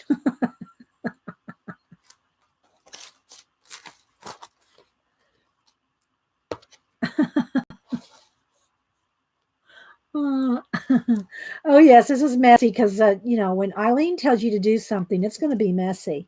Ask Janet. And I'll dry this really well. Oh, and then I did want to I could bring out the Fibs book because I do want to work more in the Fibs book, and I haven't done that as much. And Maybe I'll do that. We'll see how much time we have. Just going around the edges. I'm probably making a mess on the back. Do we get approval for splats? Splats and I don't know about splats on here. I don't know if we want splats. We could do splatters and drips. It might mess up the theme, but you know, just for the look of it, the drips will look good for. Here's the thing: the drips will look good for the overall page effect, but it will kind of not make sense. It won't make sense for our theme.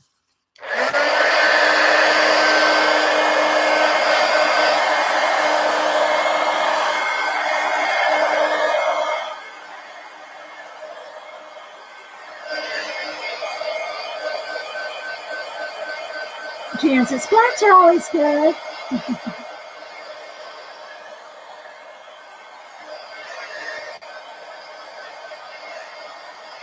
I want to make sure it's real dry before I stick it in the book.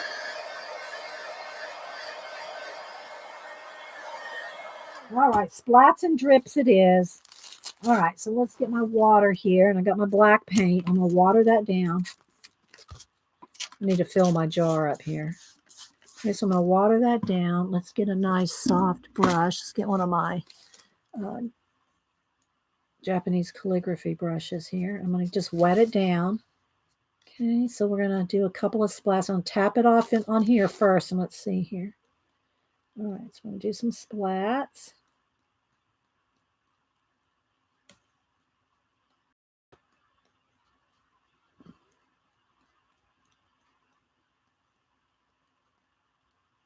All these kind of layers make your page cohesive.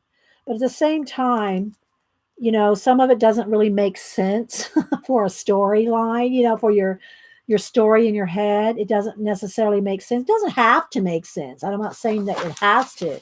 But if you're trying to tell a story, sometimes just doing techniques, kind of like, yeah, it's a nice technique, but does it really mean anything? Well, it doesn't necessarily have to, but if you want it to make sense, you got to think about that too. All right, so now what I'm going to do is I'm going to make sure this is nice and watered down, and then we're going to take and we're going to go across the top. Now I want to kind of let's do it on this one first because I don't want it going in their faces. So I'm going to go right across the top with the ink. Okay, or the paint rather. And you can make your drips kind of go where you want. And you can also take your, well, that one's going to drip anyway, but you can take your water and you can just add a little bit of water and it'll continue your drips down. Let's add a little bit more over here.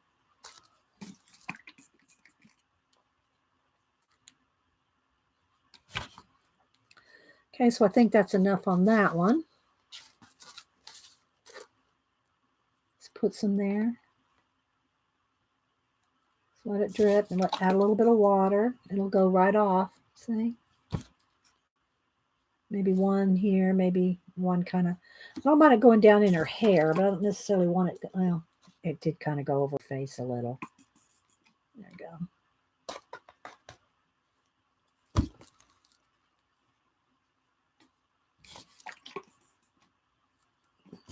But we can wipe that off.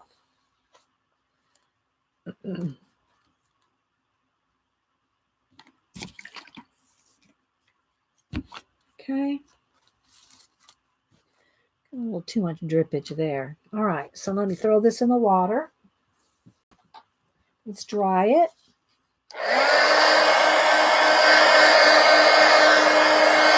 Probably best to do it this way so it all runs down.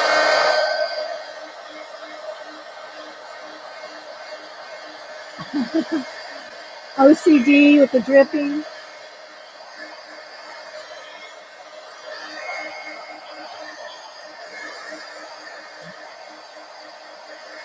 And some of this black will probably get on the back. As a matter of fact, maybe I'll do this.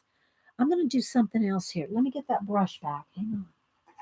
I'm going to throw down some black paint here. This is on my wax paper. And then let's smash it on the back side. where all that texture is. Look at that. Needs a little more right there. Okay, so now let me dry both sides.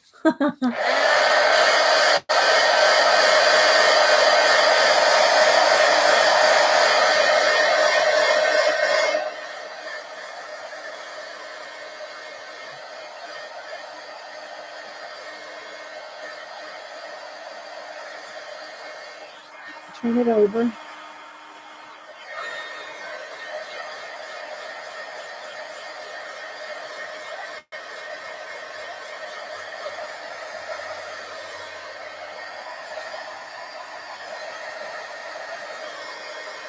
All right, let me set this one aside.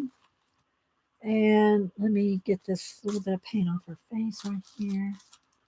Okay, now I'm going to do the same thing again.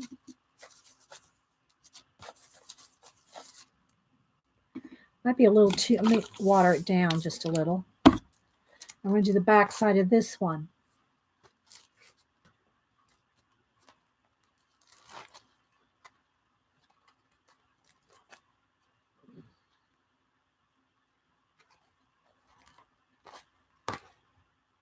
All right, let's dry.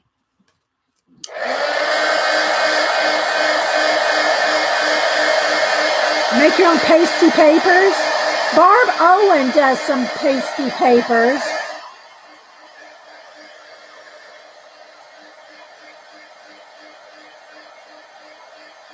You like to smash? Usually when I do Smack and Dragon, that's with ink, not paint.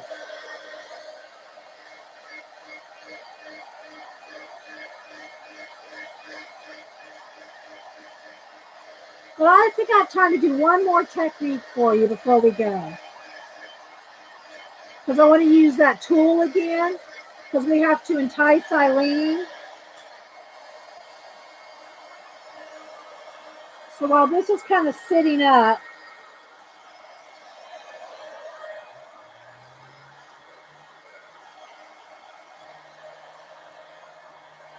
and if you want some of those drips to be more stand out, then, you can go back in there and paint, let's add a little more water. You can go in there and paint them in like they're kind of watered down. If you want them a little darker, just take your brush in there and kind of go back over them so that they show up, because they are a little watered down, right?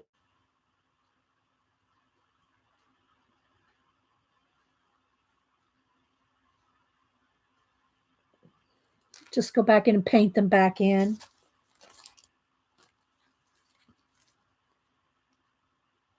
So I'm going to do one more thing with the textured that's too much. Don't want that. With that texture scrapey tool. Another thing, guys, if you're afraid of the blank page, try taking an old art journal page that you don't like, one that didn't turn out, you didn't like it, taking it and scraping over it and doing all these same kind of techniques. Do it over the top of it, like gesso out things. Try reusing your old pages that you don't like. Okay. All right. Now I'm going to set these two aside for a minute. And I'm going to do a couple things here. Hang on. Let me put this in the water. So I'm going to put out another piece. I usually, when I do any kind of Smack and Dragon, I usually use the backside of a quilting plastic. You can use anything non-porous, anything that's not going to soak up, right? So let me just get another piece of wax paper here.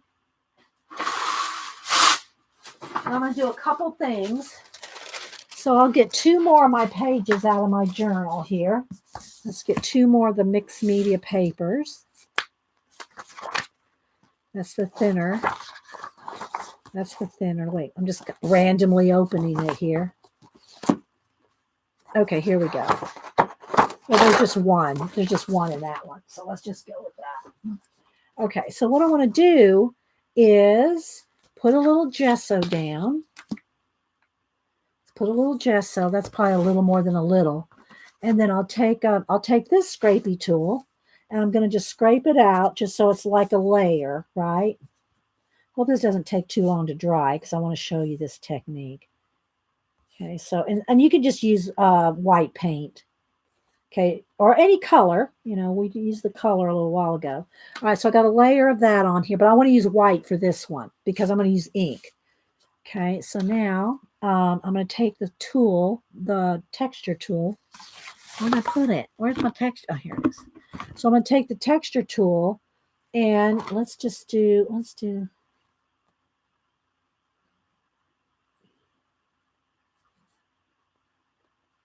some random shapes, kind of like that Japanese, those, you know, what do you call them? They kind of look like loops, whatever. Okay, so let's put some down here. Oh, let's go that way with that one. All right, we'll see. That should work. Do I want one right in there? Maybe. Okay, we're going to just try this. You can't hardly see it. Let me dry it. Okay, so again, white paint or gesso. Use some texture. You can use a toothpick. You could use anything, just thicker paint. Okay, kind of thicker paint. Now let's dry it. And I'll check Chad here while I'm drying. Oh, does she need to watch this? What does she need to watch? The Smack and Dragon part, Eileen? I should just do a plain page. Well, we'll do the back side. We'll do the back side too. But I do have to let this get pretty dry. Otherwise, I'll just be moving this white paint, right? This will be our last thing we'll do. Thanks, guys, for all the thumbs up. Hope y'all are having a good day if you're off work today.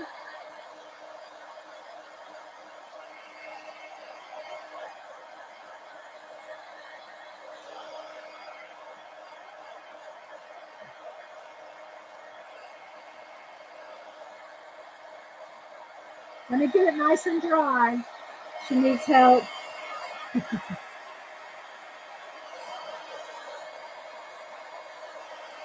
I should get out a couple other pieces of paper then and show her.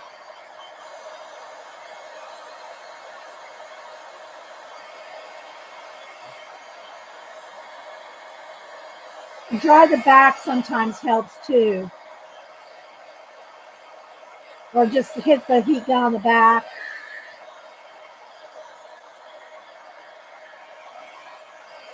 Okay. All right, so I'm going to do a couple different ones. This one's got the texture on it, so let's move this. I'm just going to use a piece of wax paper. You really want to use a craft mat or a, and you know, like I have a quilting. Why is there a shadow there? There it is. A quilting mat, the back side of a quilting mat, something that's non-porous. Let me just go ahead because it's going to move if I got this wax paper. So I'm just going to take down this wax paper.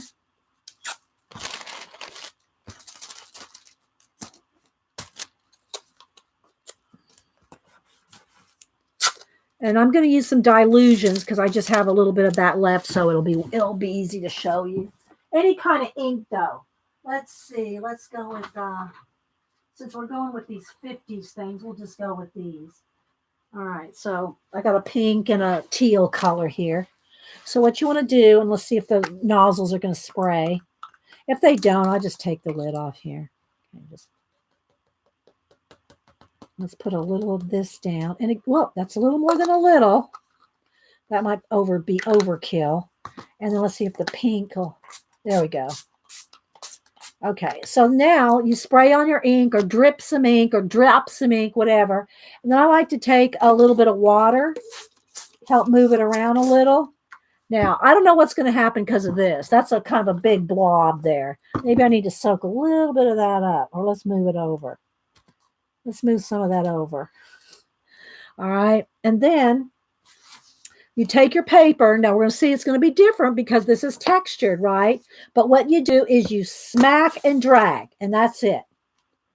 That's it. If you want a little more down here, then just smack and drag down there. Okay. If you want a little more up here, because we have that texture, I'm doing it a little more. So there you go.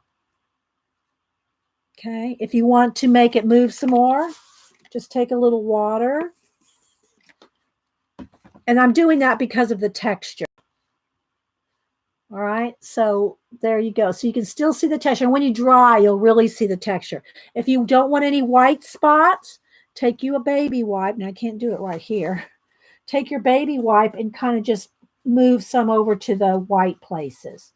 Again, because we have this covered with the gesso, I'm going to show Janet the true smack and drag in here in a minute. Okay, so there you go. So you see?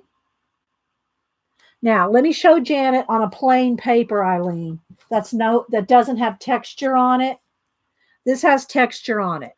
Hang on. Let me get another baby wipe. Let me clean my hands a little here.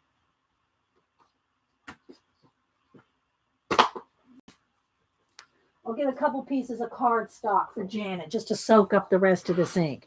Okay, so now you got, maybe we'll put a little more pink down just to have some here. All right, so you got your inks down, right, Janet?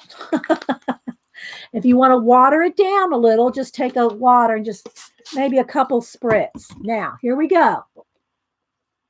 This is the Dilutions inks. I don't even know if they sell them anymore, but any kind of spray ink will work, guys. Any spray inks. Or it doesn't even have to be spray. You could drizzle it on. Okay, now here's just a plain white cardstock. No gesso. Okay. Now what you do is you just smack and drag, and that's it. If you want some more down here, if you don't want any white, then just smack and drag again. There you go. That's all there is to it. Smack and drag. Smack and drag. If you want some drips, you can water it down. You can play with the water. But that's all it is. All right, let's add one more color into this. Let's see. Let's add some lime green.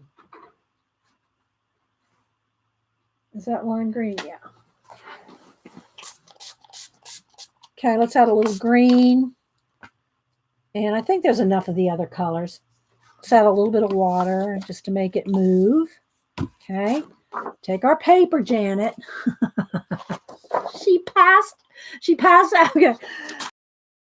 I did a little extra on the corner, Janet.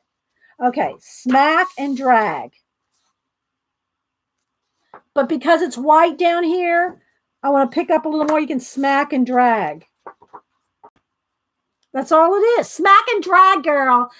You got to drag it kind of fast. Yeah, Janet, I think, kind of does it a little slow. I think, now, I could be wrong because I can't really remember how she does it. Let's put a little bit more ink on here. We got to go because I got to go eat and walk before Janet comes on.